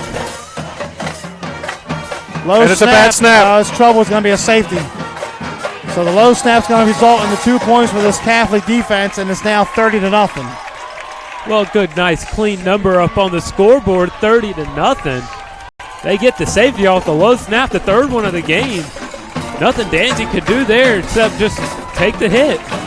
And remember what we talked about the pregame keys about the revenge game from Montgomery Catholic, and I said Coach Blackwell doesn't need to worry about it. I think he just took care of any revenge that was stemming from last year's contest. Fired up his team in the second half to come out and put up 16 unanswered points for 30 unanswered points for the entire contest. So Headland will have a free kick here from the 20-yard line, 30-0. Host of Knight defenders in there on that low snap. I don't think there was going to be any blitz of any sort, but when the ball was just rolling free through the end zone there, when you show you can't throw the ball, the defense can pin their ears back and come after you. And with Danzy in there, Danzy's shown he can throw, but it was another low snap. Like right before the snap, I almost said they can't afford a bad snap here, and it was a bad snap. Danzy has to take his eyes off the receivers going downfield or off the defenders coming in, and then he gets swarmed by a host of black shirts. So 3:10 remaining. Catholic leads at 30-0. Looks like Headland will kick it off from the tee instead of they have the option to punt or kick off. A lot of the college and NFL teams that get that situation to punt.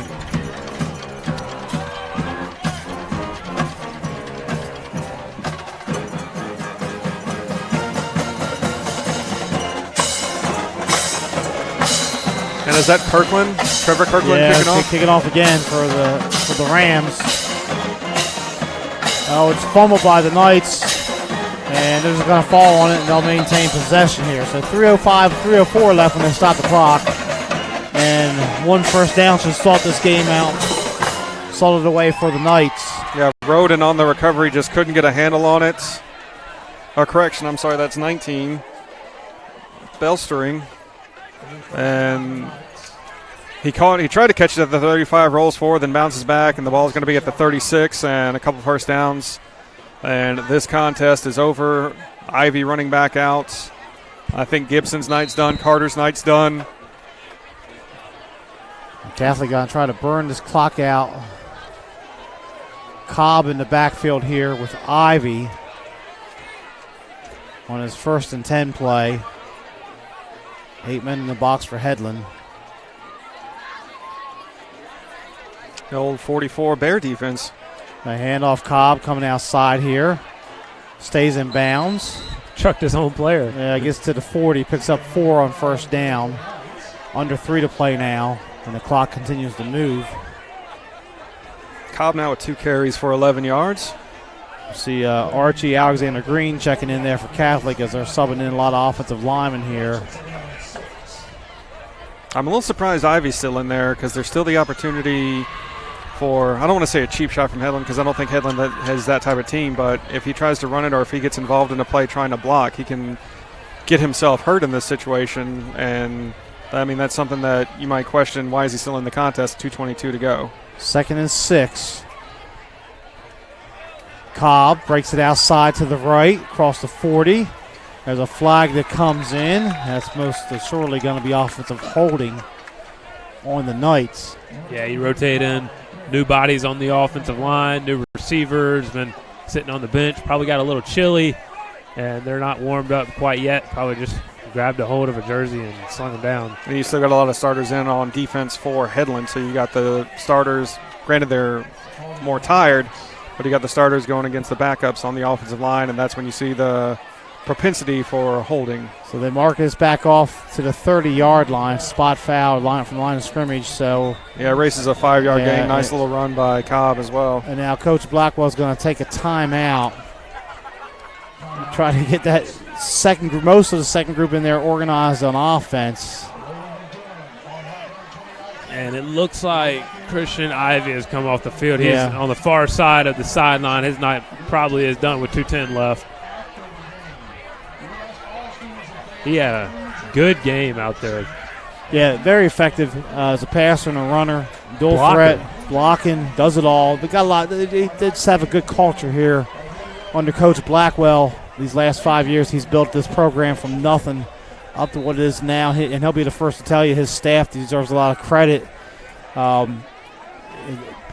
Catholic games here in 2019 coming out here to this atmosphere way different than they were back in 2013 or 14. And it's a good program on the rise, has an opportunity to really do a lot this year. They just have a lot of talent out there right now on both sides of the football. On 2nd and 16. Get a handoff here up the middle for a couple yards, and it turns into a rugby scrum for a moment. Yeah, new quarterback is Jordan Thomas, number 4. I did not see who had the carry on that. 17, I believe, Archie Alexander Green on the carry for Catholic. Bring up 3rd down in about 11-12 as we're down to a minute 45. Subbing in a lot of players here for the Knights. We'll try to keep up with them here in these last couple plays. Good to get these young guys in here. Good for the seniors to enjoy the last few minutes on the sideline after accomplishing what they have this season, a region championship and a 10-0 record. And Thomas with split backs behind him. 2 wide receivers. And they fumble the snap. Catholic able to fall on it. It looks like it was number 19 falling on the football for the Knights. I'm going to dig in deep in the roster here. That was Will Beasterling. 4th down, they're going to have to punt it under a minute to play. Yeah, Beasterling was the up back on that kickoff that had to fall on it again. So that's the second time he's had a fumble recovery on an offensive play. And Headland not taking a timeout. I think they've realized their fates. And about 43 seconds to go in this contest. Punting situation for Catholic. And they get that away. It's going to hit on, take a roll. Nice bounce. Headland's going to pick it up, see if they can get something going there. But a nice tackle that time in the open field for Catholic. Nice play, and it was Beasterling making the tackle for the Knights. He's having some fun here in the 4th quarter. He's Good fallen on a fumble twice, and now he made a big tackle on special teams. So 27.4 left. Catholic in control, 30-0. It's just been a methodical game for the Knights. 7-7-7-7 each quarter, 9 here in the 4th, with the safety tacked on there in the last couple minutes. And the biggest stat to me is just the rushing yards in the second half. They had 20 yards coming into the second half. They have 180 in the contest. A lot of that coming from Gibson. He had 102 and 3 touchdowns. I don't think too many fans are going to throw their own hats onto the field in this weather, but if they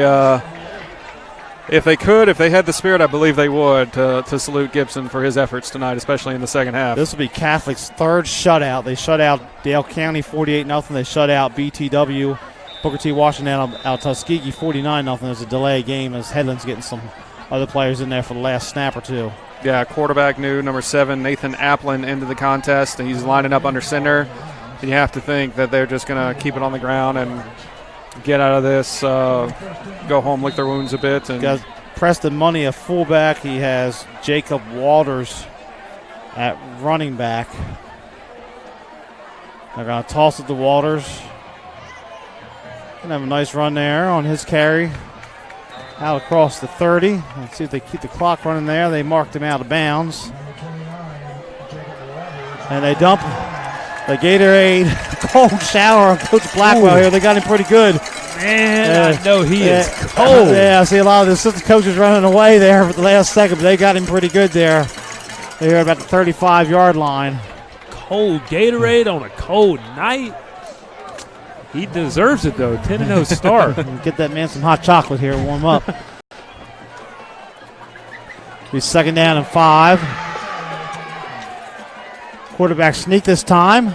1st down for Headland, out to the 40-yard line. So a nice run that time for number 7. Was Applin, I believe his name? Yeah, Applin on the carry. 1st down for Headland, 14 seconds left. See if they get another play off. They're just going to line it up. So we got a timeout. So Headland's going to take a timeout. We're going to keep it right here. And you've got a lot of backups on the field from Montgomery Catholic. You know they want to preserve this shutout for the shutout that the defense pitched for the first 3.5 quarters. And right now you just bend but don't break. Keep them out of the end zone. There should be 1, maybe 2 plays left, depending on if Headland can get a timeout or not, and try to wreck the shutout, try to leave with some positive notes moving forward. Unfortunately, their season comes to an end basically tonight. They still have 1 more contest, but as far as playoff goes, they will not get the chance to defend their championship from last season. Yeah, they will not make the playoffs. This should clinch the 4th seed. I'm not going to bet the house on that, but this should clinch it for Alabama Christian Academy. We had them earlier this year on the Montgomery Sports Network, and good for ACA. They were struggling early in the season there against Trinity in the game we had. They rallied to get the right wins in region play, and they won a playoff game last year as a 4th seed, so they'll be a dangerous 4th seed again.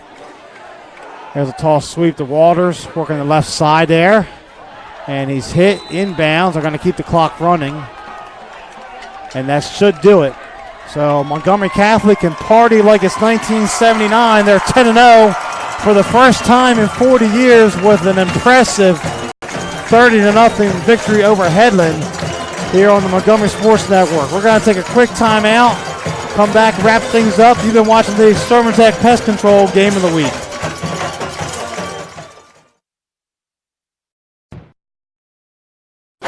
Extermatech Pest Control is a small, passionate, and powerful team. If you have bugs bugging you, join the Extermatech family and have peace of mind that comes from the expertise of a professional company and enjoy their personal service. Extermatech is locally owned and operated. They've been bugging the competition for over 15 years. Each and every customer is important to them. Customer service, their #1 goal. Call Extermatech 334-209-4590. If you're injured on the job, the law requires your employer to pay your medical expenses and cover your lost wages for any work-related injury. Employers and their insurers often try to deny workers' compensation claims or limit your benefits.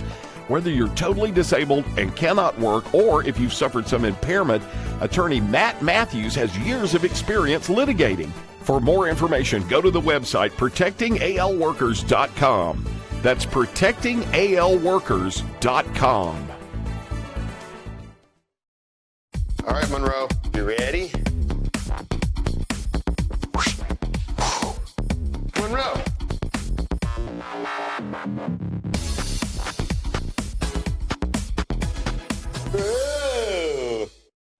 We're not your daddy's rock and roll station.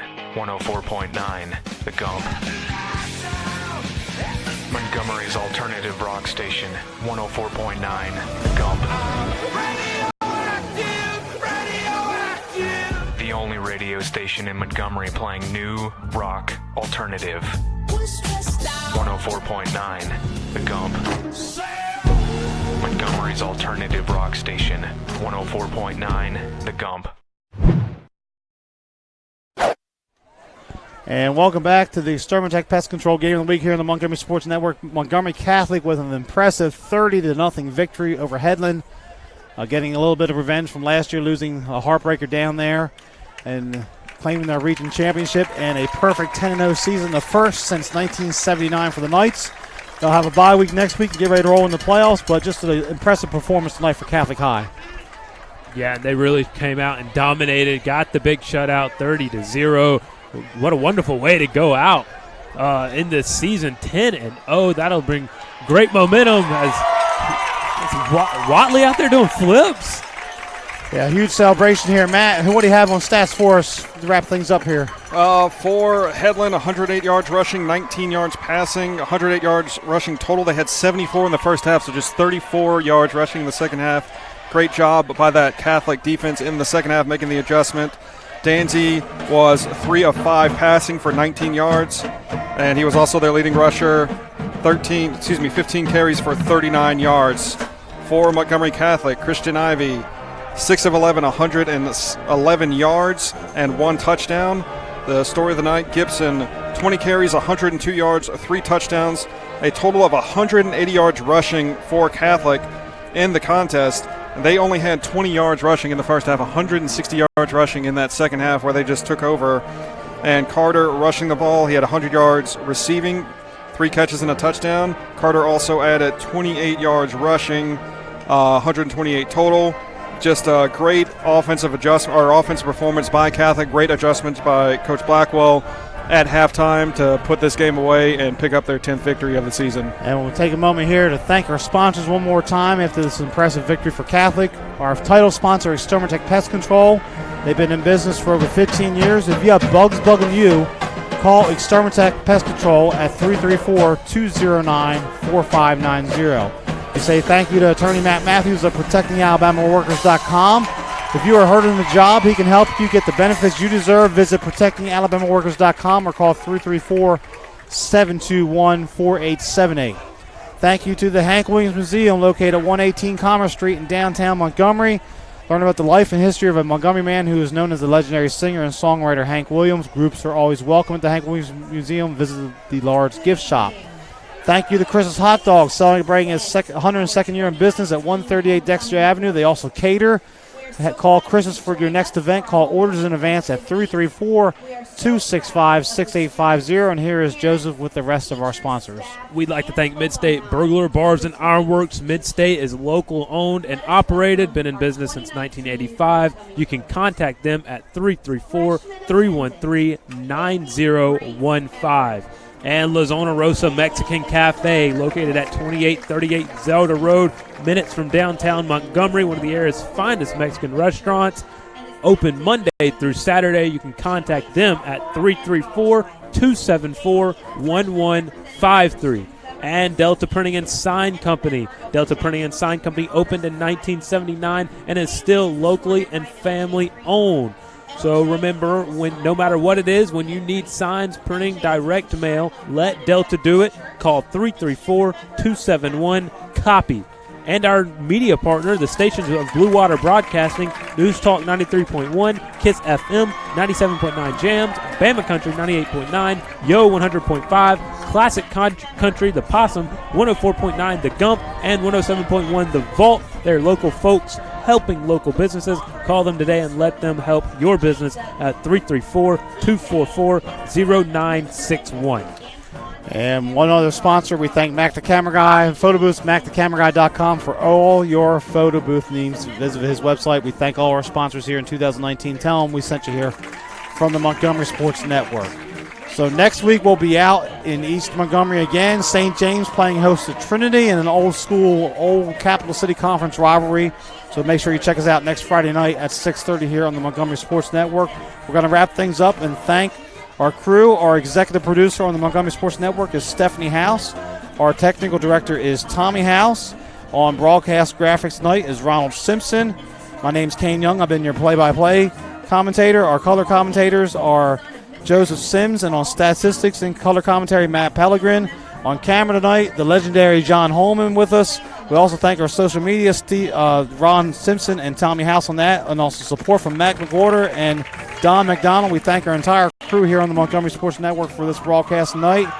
As you've been watching the Extermatech Pest Control Game of the Week, once again, our final score, Montgomery Catholic 30, Headland nothing. Thank you for watching. We'll see you next Friday night.